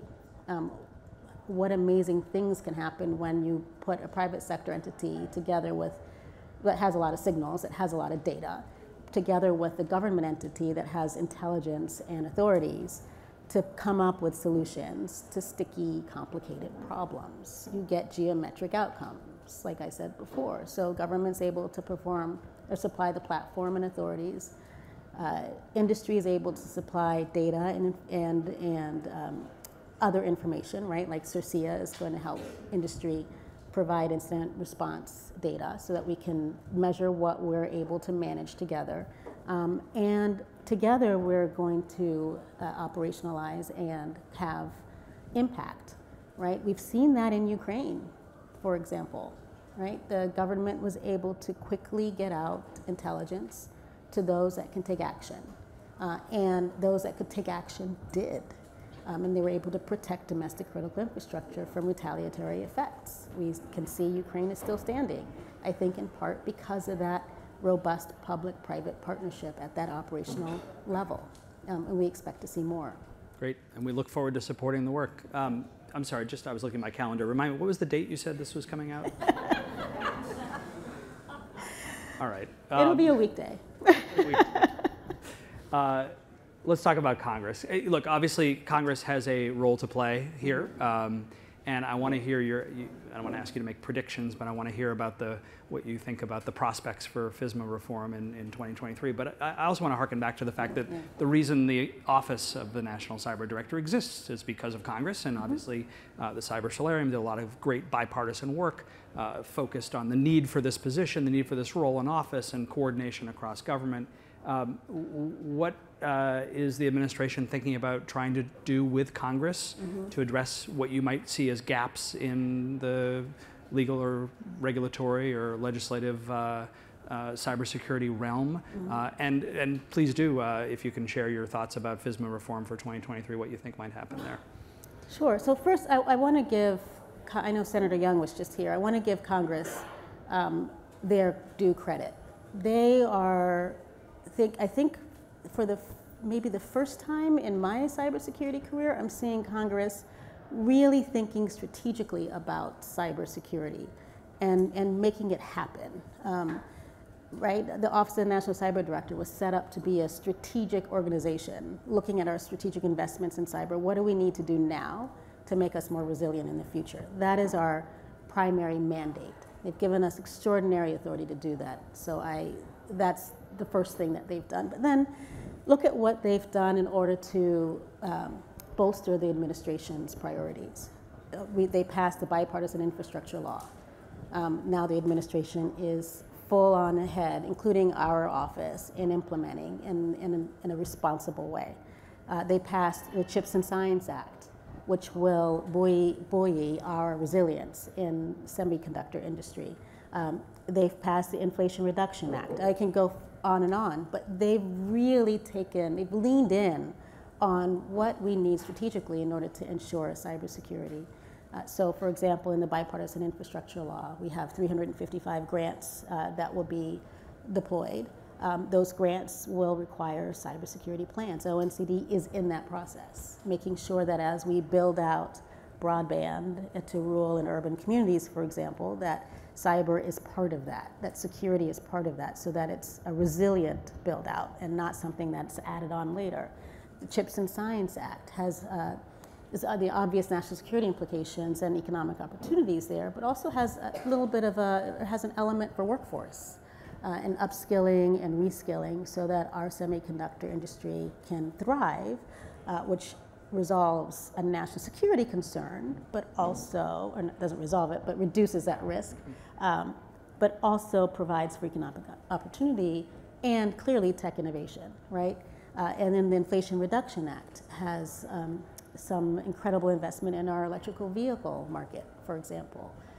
But we've taken it upon ourselves in the Inflation Reduction Act to convene the EV market, EV CEOs and battery CEOs at the White House to talk with Secretary of Transportation, Secretary of Energy, DARPA, and et cetera, to really start to think about what strategic investments, what capital expenditures these companies need to make in order to make sure that we build in security as we deploy and implement the Inflation Reduction Act. So Congress has already been thinking strategically, and I'm all in for Congress to continue that work, right, to help us to make those strategic investments in our cybersecurity.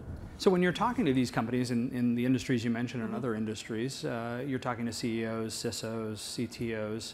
What are you suggesting that they be thinking about? Because you're obviously privy to a lot of intelligence information about cybersecurity threats. When you're advising them about the cybersecurity posture they should be taking and what they should be thinking about, what are those conversations like? Well, I didn't hear your full conversation with Senator Young earlier, but he mentioned resilience, right? Resilience, so this is our third strategic objective, right? Federal cohesion, public-private partnerships, and making sure that we have current and future resilience. Resilience not just in the technology, the tablets and the iPhones and the Androids that you're using, but in the people, the workforce, and in doctrine processes. Who's accountable for what, who's responsible for what. So resilience, so we are able to close some of the vulnerabilities in all three pieces of cyberspace. But there are a couple of things that companies can do given that framing. The National Cyber Strategy, when I don't know, don't ask me when it's coming out. I don't care. But the National Cyber Strategy has two central themes, right? They're looking for opportunities to lift and shift risk. What do I mean by that? Right now, cybersecurity risk is really borne by individuals, by my mom, by my kids, by small and medium businesses, by consumers. Taking the burden of cybersecurity risk off of the shoulders of the little guys, if you want to think of them that way, and shifting it to those that are able to bear the risk, large enterprises, from state and local governments to the federal government, for example, buy down that risk, right? And then what do you do with that residual risk? You build in resilience in those spaces that I just described, in technology, so in our supply chains, and the technology, and how we build widgets, and how we build batteries and things, as we build semiconductors and fabs. So you build in resilience in the technology, the workforce, the people, their awareness, the pipeline, K through 12, those that are skilled and upskilled, those that have IT or cyber in their jobs, those like me who implicate cyber. And then in the roles and responsibilities, who's accountable for what, who's responsible for what, right? Who's responsible for making sure that those gap technologies between IT and OT are thought through, right? Before we have a serious catastrophe. What are the roles and responsibilities? Who's looking at the gates? So you build that resilience in that residual risk. So you lift and shift risk, so companies can do that. Enterprises, cloud service providers, managed service providers can think about that, taking on that risk. And then companies can build in security by design so that it's not an afterthought. You can train your people. You can diversify your workforce. Our superpower is our diversity, by the way. Like, that's the thing, that's our secret sauce. That's the thing that makes our country competitive. It's what makes us unique. Diversify your workforce, especially in that cyber and tech space. Diversity of thought really helps with our resilience. And then assign roles and responsibilities. Make sure your boards understand their role in this space. Make sure that your CEOs understand that this is a capital expense. We're doing our part in making sure that CEOs understand that as well. But there's a lot that can be done. If you want details about how to get a registered apprenticeship in cyber or something like that, come see me after. But there are lots of things that companies can take action. All great opportunities. And as you're encouraging that investment by the private sector, which is important to do, there's also a lot of investment that the government needs to make as well. And last question I wanted to ask you was about some of the requirements that were put in place by the cyber executive order that the president signed, including a lot of work agencies need to do, implementing things like zero trust, which are expensive. And the funding for it obviously was not in the executive order. First of all, how much work are we talking about here?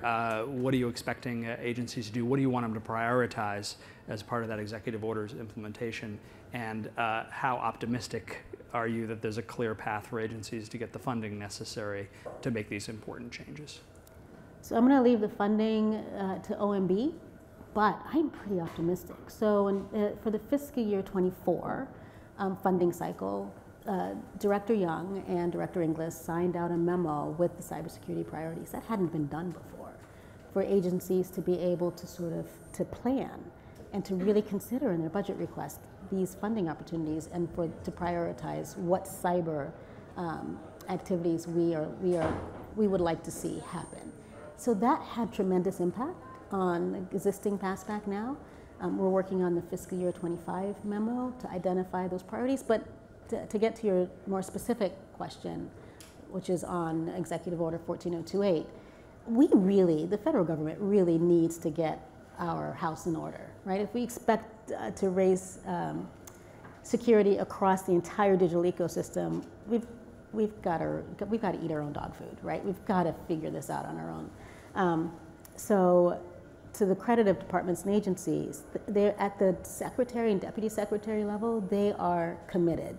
And we've seen improvements in multi-factor authentication in particular, improvements in encryption at rest, for data at rest and data in transit. Those two, which seem simple, those two pieces are key. They're the baseline standard, in my opinion. We are focused so that's what we've been focused on for the course of the last year. In the coming year, we are going to continue focusing on zero trust architecture, right? making sure that not only do they have the guidance, and OMB has produced great guidance, I think. It's pretty landmark. It's a landmark piece of writing, in my opinion, but great guidance on how to implement and build zero trust architecture. And OECD, with our budget performance metrics requirements out of the statute, we're really working with OMB, or OMB is really working with us to help departments and agencies align what their resource needs are in order to be able to meet that particular mandate and other priorities like that. But we're leaning full on, we're leaning in.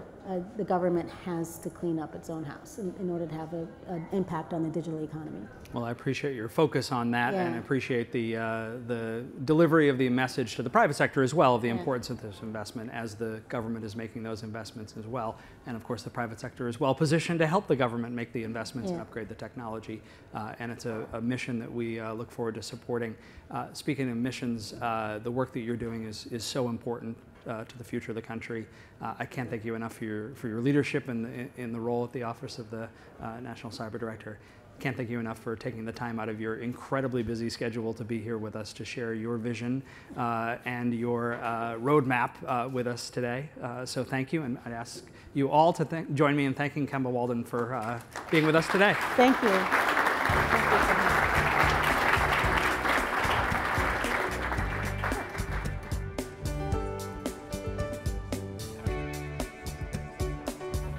Joining us now, Qualcomm's Nate Tibbetts.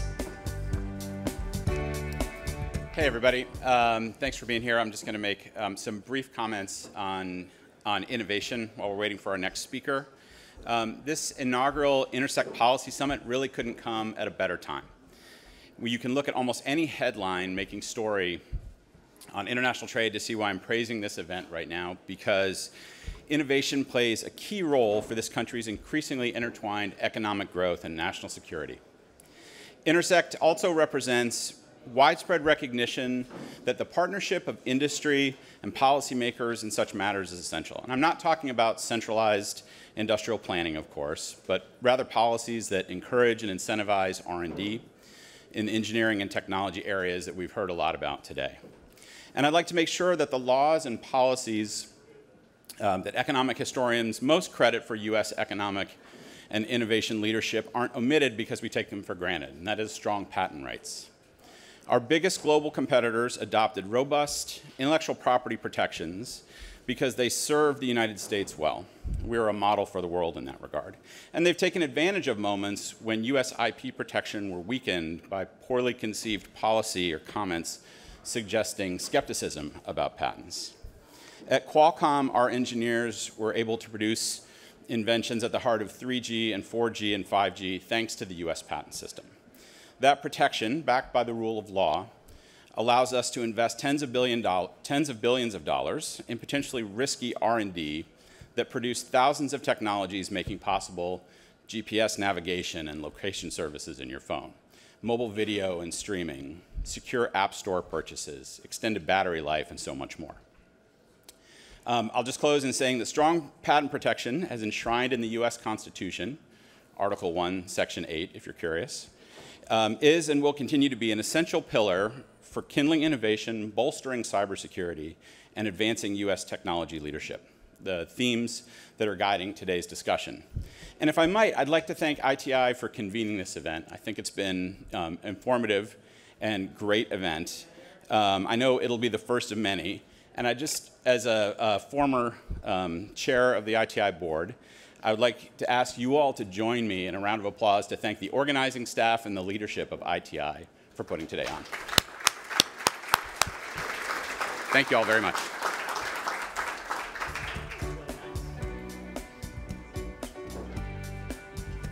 Well, Nate, thank you so much. Thank you for expressing the kind words to the ITI team. Makes this all possible, which is phenomenal and also true. Thank you for your volunteer leadership at ITI. Just completed his term as a chair of our board. And thank you for the great work that Qualcomm does and for the constitutional law reminder as well about the importance of the patent system. Qualcomm obviously brings great innovation to life, and we appreciate their leadership. I am back up on stage with the great pleasure and honor of introducing our next guest speaker. Who is the 19th Deputy Secretary of Commerce. I didn't check that. I hope that's true. 19th. Yes, excellent, excellent. Don Graves brings decades of experience in the private sector, in government, and in nonprofits to this role.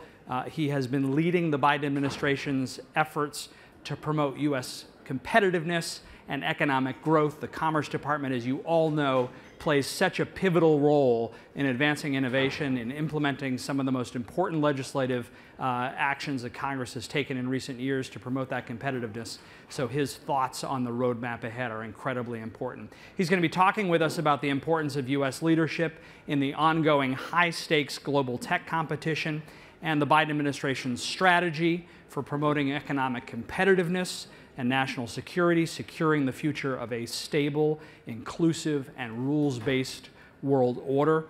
He'll also be talking about the Commerce Department's important efforts to invest in our technology workforce, to protect our national security, to forge enduring alliances with strategic technology partnerships, and much more. Please join me in welcoming Deputy Secretary Don Graves.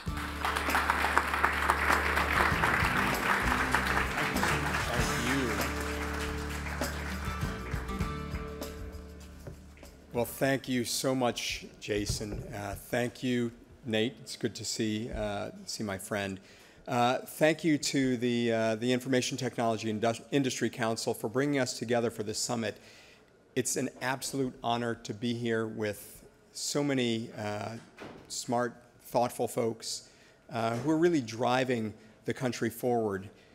Today's Tech and Policy Summit comes at the right time, I think we would all say, as the United States and our allies are in a high-stakes technology competition with authoritarian adversaries. How this competition plays out will profoundly shape our economic security, our ability to innovate, to grow exports, create jobs of the future, and provide opportunities to all of our people. It will also shape our national security, our ability to protect our advantages while preserving our freedoms and democratic values at home and abroad. Let's not be mistaken about this. Who leads on technology will shape the future of a stable, inclusive, rules-based world order. Whether it's one based on democratic norms, like the free flow of information, data privacy, and an open internet, or an alternative. Thanks to President Biden's leadership, a renewed sense of urgency and purpose has led us to have a generational opportunity for business, government, and communities to work together to ensure continued U.S. tech leadership. This work is already underway, as I'm sure you all know. I saw it firsthand when I traveled to upstate New York last year and visited the Albany Nanotech complex at the SUNY Polytechnic Institute.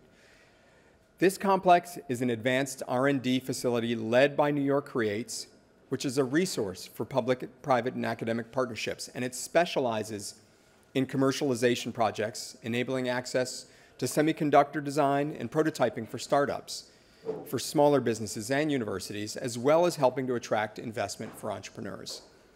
Alongside that effort is SUNY's Career Alignment Platform Initiative, partially funded by the Commerce Department. It provides students and workers with training and support through the Nanotech complex, as well as partnerships with premier research universities, including historically black colleges and universities, in order to access the jobs in the chips industry. This ecosystem is laying the groundwork to create hundreds of new chip companies and to build a world-class semiconductor workforce right here in the US. The private semiconductor industry is taking notice. Micron Technology is committed to build a semiconductor manufacturing complex, a chips cluster, in Syracuse as a result. And this is how we're going to build U.S. tech leadership, not with silver bullets, but step by step with government, business, educational institutions, and communities all working together to create the conditions that will drive innovation, attract investment, and grow quality middle-class jobs. We're going to need to replicate the upstate New York example many, many times over, especially in technologies that will have an outsized impact on our economic and national security. But we haven't always done that, unfortunately. For years, policymakers took a hands-off approach, pursuing deregulation and tax cuts rather than making investments in key industries, in infrastructure, communities, and workers. Some state and local leaders pursued a race to the bottom, prioritizing the attraction of the attraction of corporate investment at the expense of local communities and workers. Many companies, for their part, prioritize short-term cost savings and fail to factor in supply chain risks, for example. Tech companies, for instance, focused on software and services to the detriment of domestic hardware production like chips. I raise these examples not to single anyone out, but to suggest that we can think more strategically. Along the way, too many Americans were left behind. Manufacturing jobs were outsourced, our industrial base was hollowed out, real wage growth declined, inequality increased, and our workforce was left undertrained and disconnected from the opportunities, the training, and support that they needed to succeed. And in the meantime, our competitors and adversaries, in particular China, moved aggressively to establish their high-tech advantage and erode ours. They've done this through massive government support for their own domestic industries, strategic use of capital to gain access to our early-stage commercial tech and know-how, unfair trade practices, including using loopholes in our circumvention and countervailing duties, and in many cases, rampant technology theft. They've also sought to obtain U.S. dual-use technologies to further their military modernization. These efforts are allowing them to exercise leverage through the supply chain choke points, undertake economic coercion, and undermine democratic institutions here and in allied countries. It's imperative for us to counter these efforts and deepen our partnerships with countries that abide by the international rules-based order with democratic norms and principles. The Biden administration understood early on that we needed a different approach, a modern industrial strategy focused on groups of technologies that will be the source of growth, innovation, and jobs for the next generation. And as National Security Advisor Jake Sullivan laid out in a speech last fall, key to our national security and our geostrategic advantage. One is computing-related technologies comprising chips, quantum, and artificial intelligence, which are reshaping every sector of our economy, from household appliances to defense capabilities, from the energy sector to transportation, and in virtually every scientific field, computing-related tech is creating new sources of growth and innovation and driving the military modernization that is essential to our security. Another is clean energy tech that will reduce our dependence on fossil fuels and protect against the costs of the climate crisis. And third is biotech and biomanufacturing. Thanks to our ability to read, write, and edit genetic code, biology is now programmable. And together with computing tech, these are enabling breakthroughs in everything from drug discovery to chemical and material manufacturing. Across these areas, the administration and the Commerce Department are focused on doing three things to ensure U.S. tech leadership for the next generation. First, reinventing our techno-industrial base and tech workforce with strategic place-based investments in innovation ecosystems. These ecosystems are not about picking winners, but enabling and jumpstarting many winners across the country. Second, protecting our tech advantage and national security from malign actors, in particular authoritarian regimes that seek to expropriate our tech and alter the norms that underpin a stable, inclusive, and rules-based world order. And third, expanding our international tech engagements to forge high-standard strategic partnerships with allies that expand opportunities for our workers and communities and for theirs. So I'd like to take a few minutes to expand on each of these three items. First, as I said, reinvesting in our techno-industrial base and workforce to rebuild our industrial capabilities and maintain our geostrategic tech advantage. The Biden administration is making strategic public investments and leveraging private investments in manufacturing, research and development, and workforce development in key technologies. The Bipartisan CHIPS and Science Act that President Biden signed into law just last year provided $50 billion to the Commerce Department to revitalize our domestic semiconductor industry. We're administering this funding through our new CHIPS for America program to provide the manufacturing incentives that will facilitate domestic production of the most advanced chips and to expand production of mature chips essential to our national and economic security. How we intend to make these investments is also just as important. Public-private partnerships are an essential building block of modern industrial strategy. And as we help to build out semiconductor clusters in communities across the country, we're enlisting producers and suppliers as well as consumers, universities, and research institutions. The goal is to foster the conditions for these clusters to be more the norm than the exception.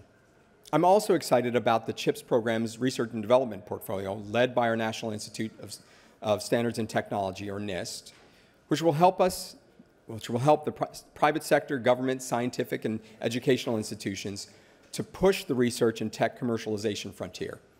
NIST's collaborative R&D efforts are already keeping us ahead of the curve with quantum-resistant cryptography. Our work on tech isn't just limited to semiconductors. Under the Inflation Reduction Act, the administration is making the largest ever federal investment in clean energy innovation and leveraging private capital to scale clean technologies of the future, from electric vehicles to clean hydrogen to offshore wind. And using funding from the American Rescue Plan, the Commerce Department launched the $1 billion Build Back Better Regional Challenge to invest in a new kind of community development to help drive economic transformation that supports business, labor, local government, and educational institutions and leverages private capital, all to drive this economic growth. The 21 awardees range from biotech clusters in Oklahoma to a regional energy hydrogen hub in Louisiana, and they're going to provide tens of thousands of workers with new skills to adapt to changing tech and to access good jobs. We're also building on these efforts with regional technology and innovation hubs, recently enacted as part of the CHIPS and Science Act. Congress appropriated $500 million for these tech hubs to help U.S. regions continue to build and evolve into the tech hubs, valleys, corridors of the future for critical emerging technologies. We also have to recognize that a techno-industrial strategy that doesn't focus on workers, especially historically underserved communities, including communities of color and rural communities, is doomed to repeat the failures of the past. Millions of workers across this country are sitting on the sidelines today, sidelines of our economy, sidelines of industries that desperately need their talent, especially in the high-tech, high-demand industries that drive this country forward. Government, business, and educational institutions need to work together to expand workforce pipelines, to train workers to fill high-paying jobs, to expand access to finance for small businesses and small manufacturers, and to ensure that historically underserved communities have the tools to participate and thrive in the economy. To this end, we're deploying nearly $50 billion to do something the President committed to do when he was running for president. That's to build affordable, reliable, high-speed internet to every American, thanks to the bipartisan infrastructure law, with a dedicated focus on equitable access so that unserved and underserved communities aren't left behind. We also recently announced that the Commerce Department's Minority Business Development Agency is allocating nearly $100 million under the Capital Readiness Program to provide technical assistance and business services to equip underserved entrepreneurs with the tools and skills they need to access capital to support and build innovative and scalable businesses. For all of these investments, where we invest, along with investing in workers, matters a great deal. That's why a central feature of our investments in tech competitiveness is a place-based approach that seeks to leverage the competitive advantage of diverse communities and regions. We also want our regional and local leaders to think more collaboratively about how they can leverage existing strengths to lift up their communities. The goal is to see tech clusters and tech jobs in all types of regions across the country, urban and rural, coastal and heartland, so that the economic prosperity that comes with innovation is shared beyond our existing superstar cities. Not that we have anything against superstar cities, but we'd like to see more of them across the country. But it's not enough to just invest in our tech competitiveness. Our adversaries are seeking to expropriate our technologies and gain a foothold with tech that threatens our national security, including systems that underpin our critical infrastructure. That's why our second area of focus is protecting our tech advantage from malign actors. Through our Bureau of Industry and Security, the Commerce Department is administering and enforcing controls on sensitive goods, software, and technology to ensure our products are not used by these bad actors. The Biden administration has broken new ground in our export control partnerships. Nowhere is this better illustrated than the measures we imposed against Russia for invading Ukraine. In record time, we built a coalition of 38 like-minded partners from Europe to the Indo-Pacific, all of whom agreed that Russia's actions represented a global security threat that couldn't go unanswered. This momentous and unprecedented collaboration is having the desired effect. Russia is struggling to access vital technological inputs. We know these measures have made it difficult for the Russian military to replace many of the weapon systems, as evidenced by the lengths that they've gone to find microchips all across the world. Starved for microchips, Russia has been cannibalizing semiconductors from dishwashers, refrigerators, and even electric breast pumps, if you can imagine it, in order to fix its military hardware. So we're having an impact. The aerospace controls we put in place are also restricting Russia's ability to generate revenue, resupply, and support its military aviation sector. Our tools don't end there, though.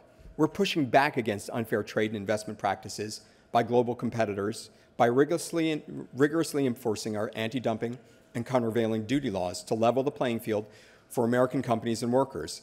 We're also monitoring trade agreements to ensure foreign governments are complying with their obligations.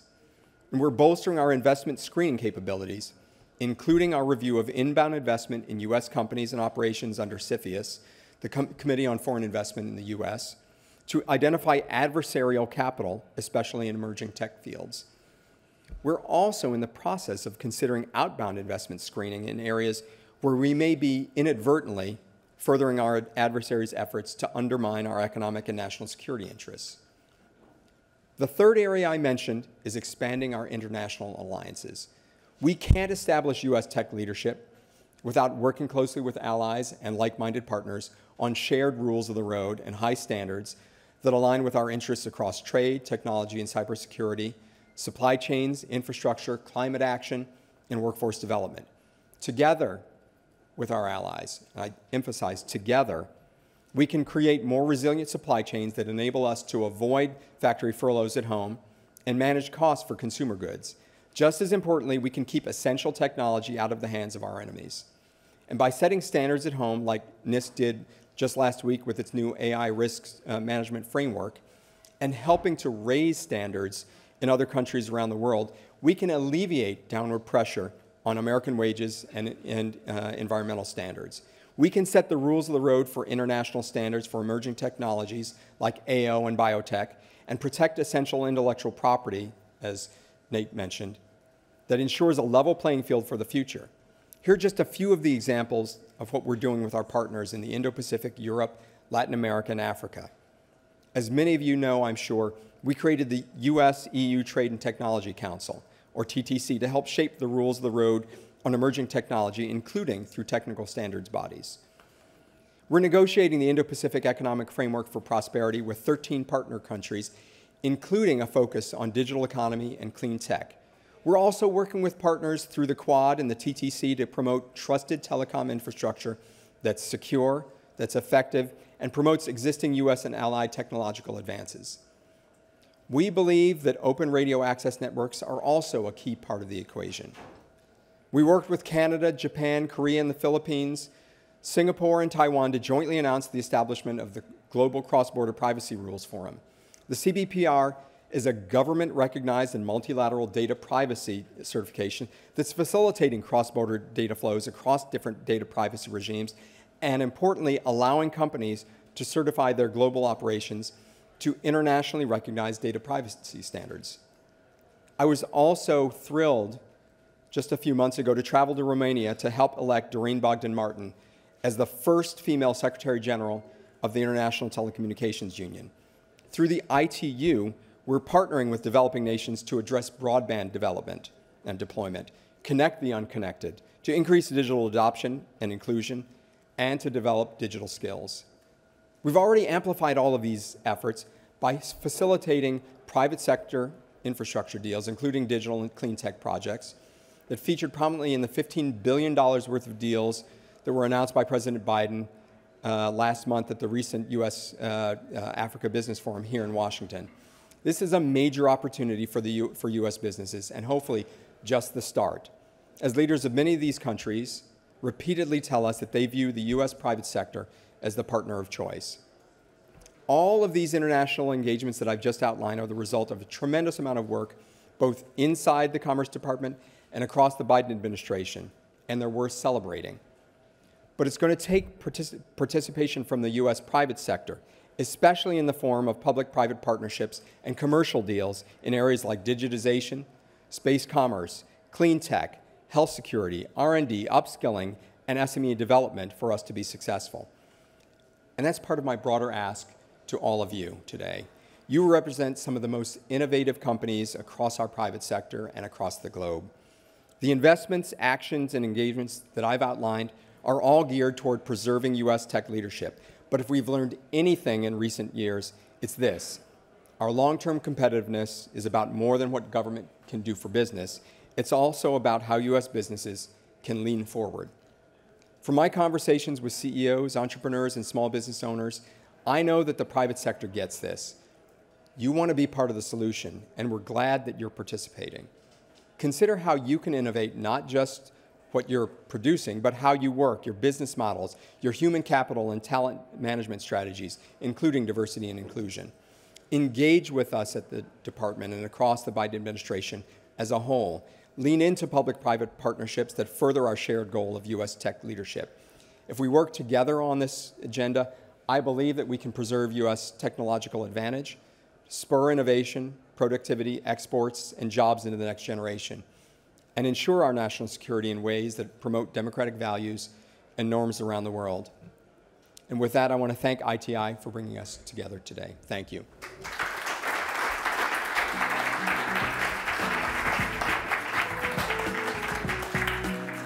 Welcome back to the stage, Brian Huseman. Hello, everybody. I'm glad to be back up here. It's been a terrific day. And now we're going to talk about digital trade. Digital trade is helping millions of small businesses, sellers, entrepreneurs, developers, content creators reach new customers, and it enables nearly every sector of the economy. So this afternoon, I have the honor of introducing two of the biggest champions of digital trade in Congress. And as co-chairs of the Congressional Digital Trade Caucus and senior members of the House Ways and Means Committee, Representative Del Bene and Representative LaHood are no strangers to rolling up their sleeves and advocating for policies that boost U.S. innovation and jobs. Their work is critical to ensuring American leadership and competitiveness, and we look forward to your continued leadership supporting American technological innovation as the new Congress begins. So with that, it is my pleasure to introduce them and to hand the conversation over to Jason Oxman to lead the discussion. Welcome.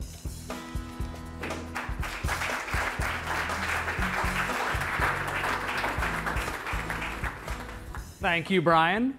Welcome, Congresswoman Del Bene. Thank you. Congressman LaHood. I know votes were just called, so our conversation just got shorter before we even sat down. Thank you for being here with us at the inaugural Intersect event. We're thrilled to have you both.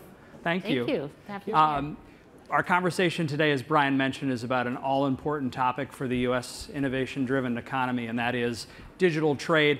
We're honored to have the co-chairs of the Digital Trade Caucus here with us. And as you work in the 118th to build the caucus membership up to 435, I wanted to ask you each what your priorities are for helping educate your colleagues and helping move action forward on this all-important issue. We know that on the global stage, the United States is unparalleled in our innovation-driven economy. The export of digital products and services is enormously important as well. But it's a challenging environment right now for digital trade. We've got other jurisdictions, countries around the world erecting barriers, data localization requirements in the name of national security and cybersecurity. Foreign countries are blocking digital trade. So I wanted to get your perspective on the importance of the caucus in this upcoming Congress and really get your assessment of how your colleagues understand the importance of digital trade. Congresswoman Del Bene, can I start with you?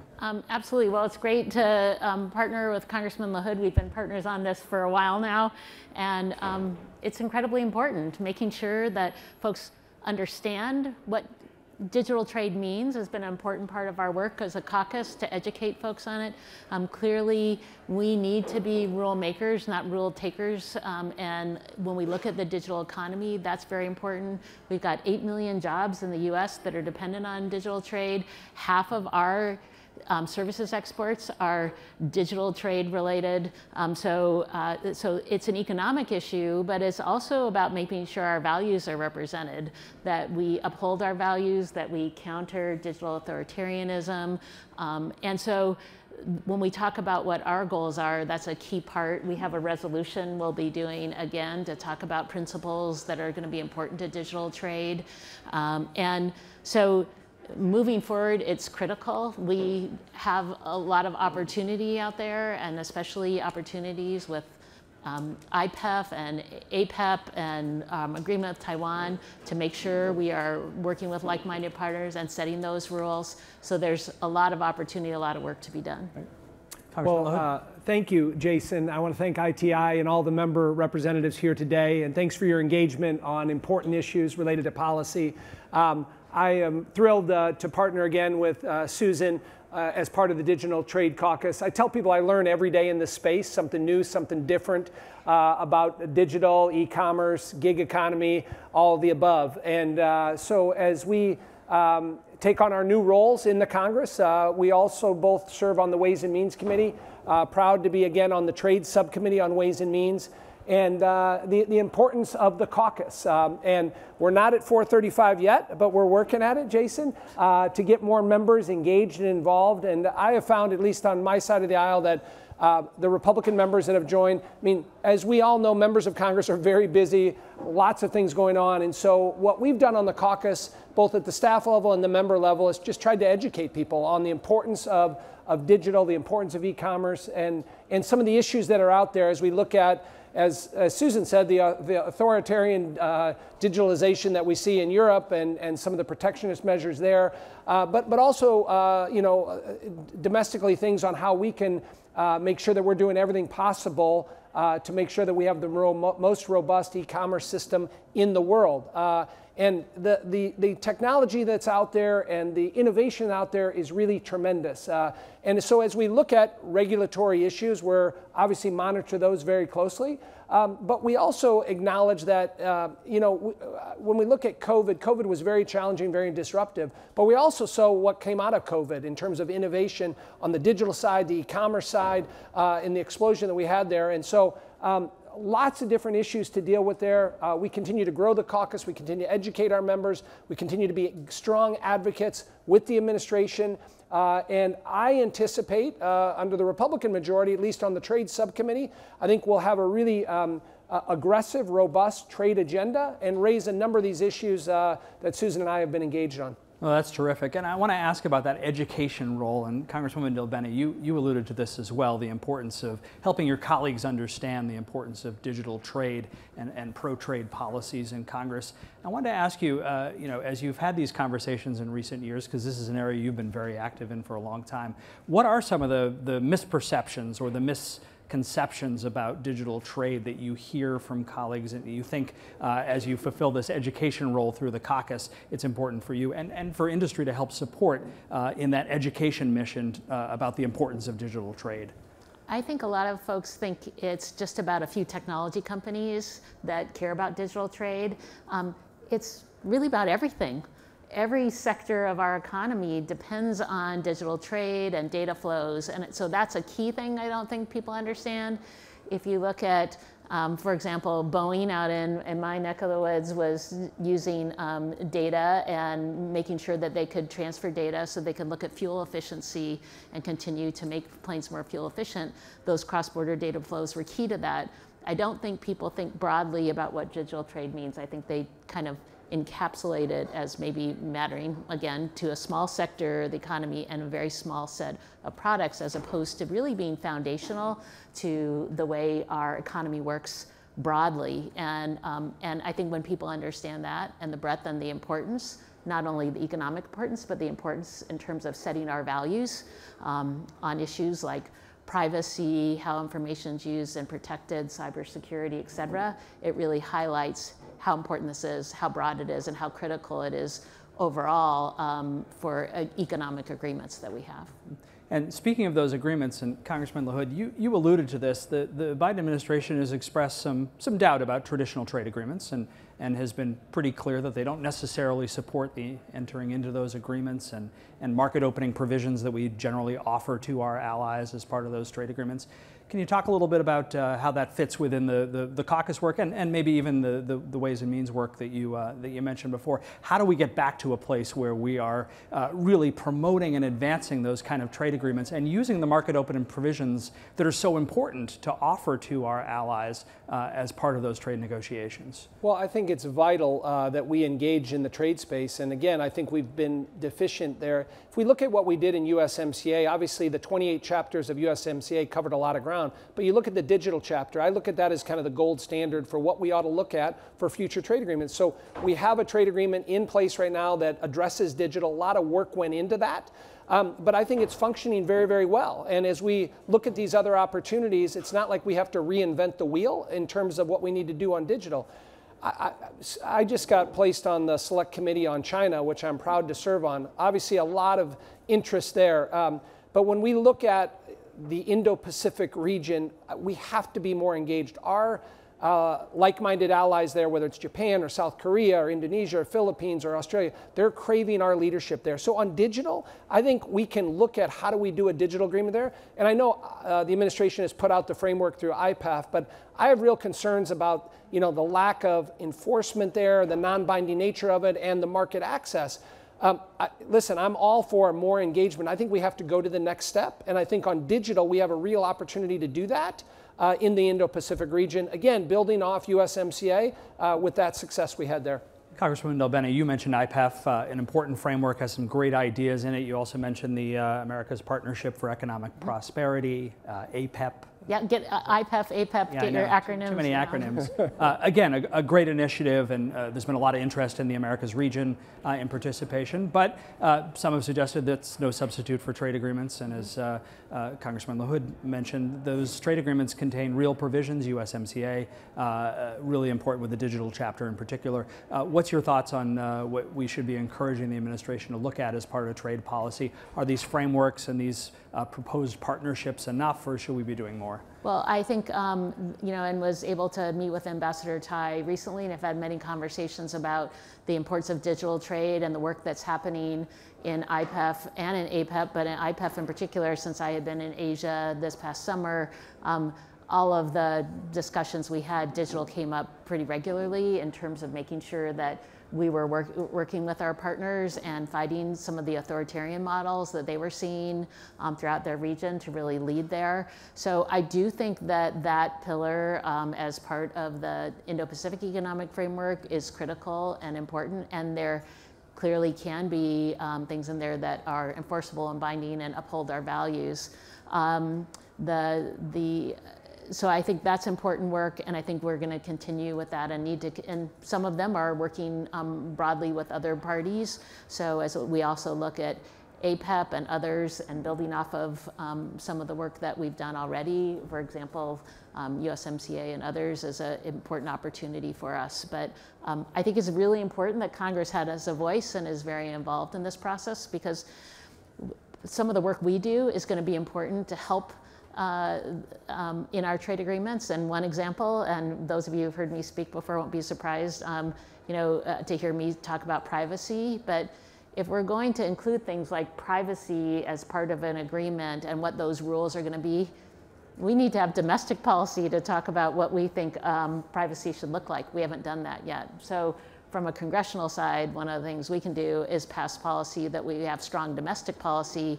That really helps folks like the ambassador and others know what needs to be included in international policy. So we've got work to do on technology policy, privacy in particular, right here in Congress. Here, let's get that federal privacy law passed.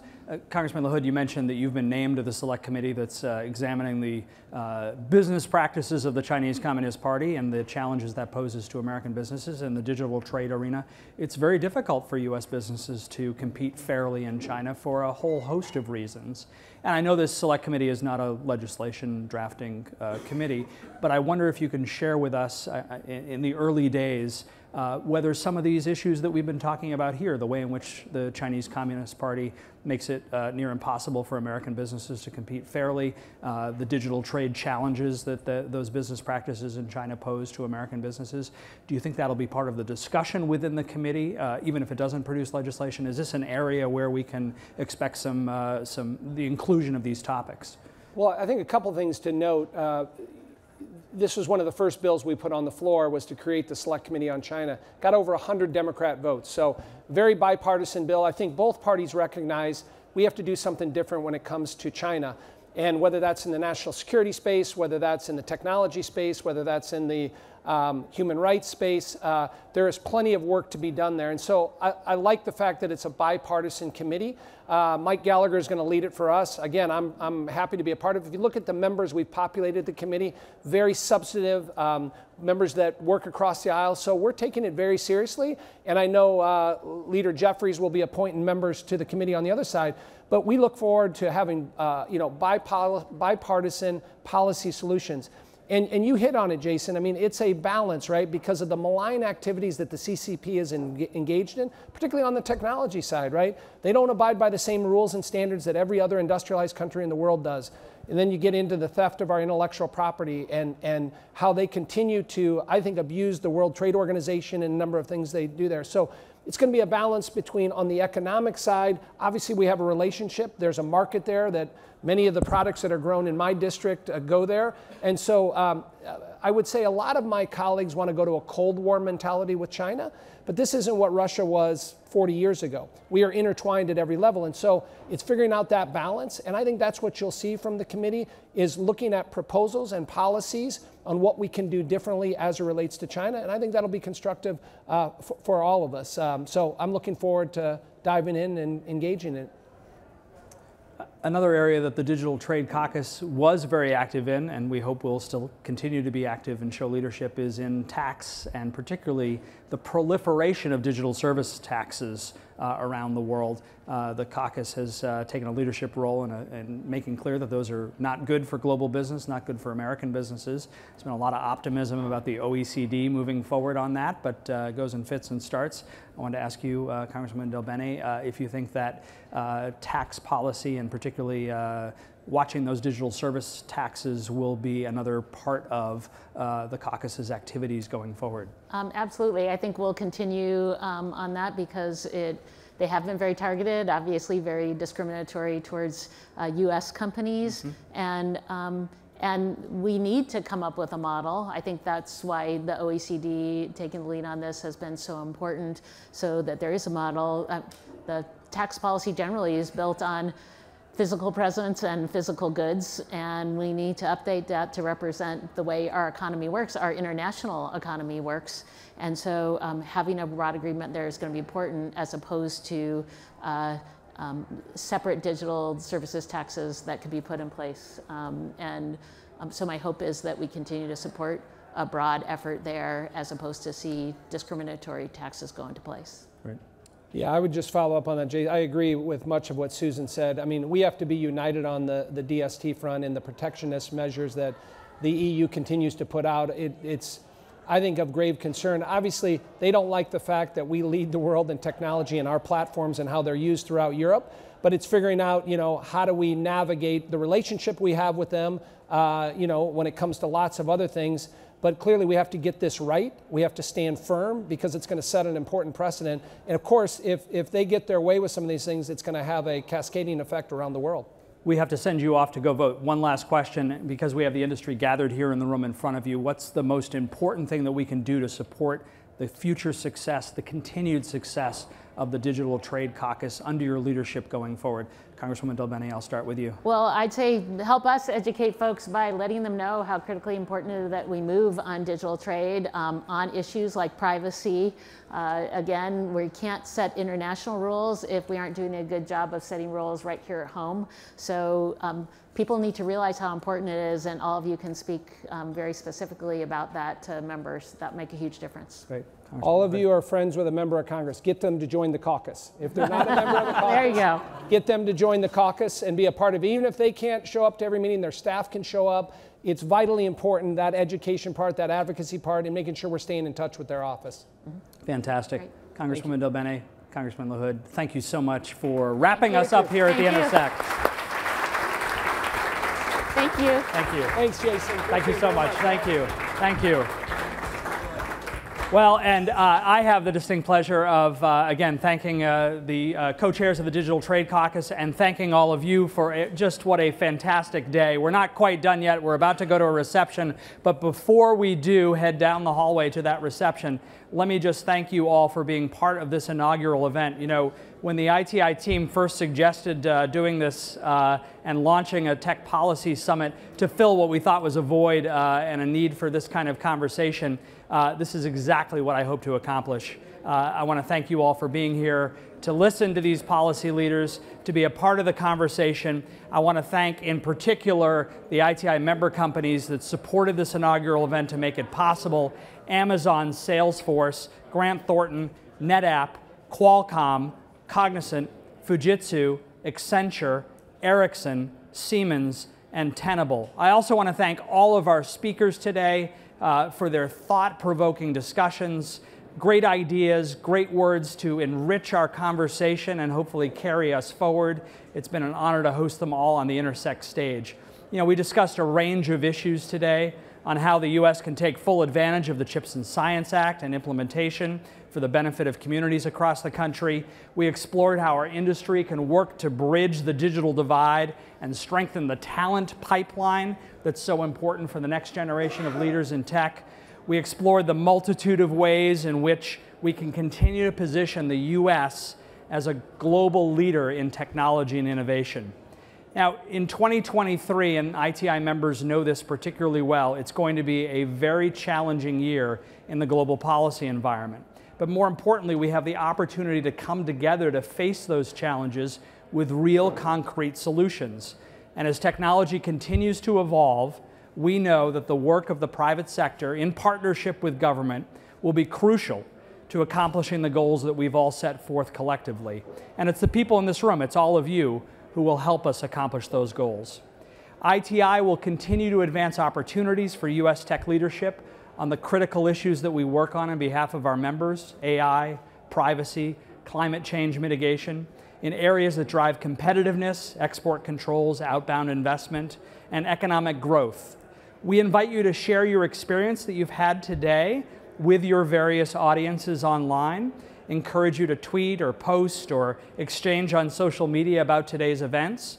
We're on Twitter at ITI_TechTweets. Our hashtag for this event is the Intersect 2023, and you can follow us on social media for more news about this event and everything else we do at ITI.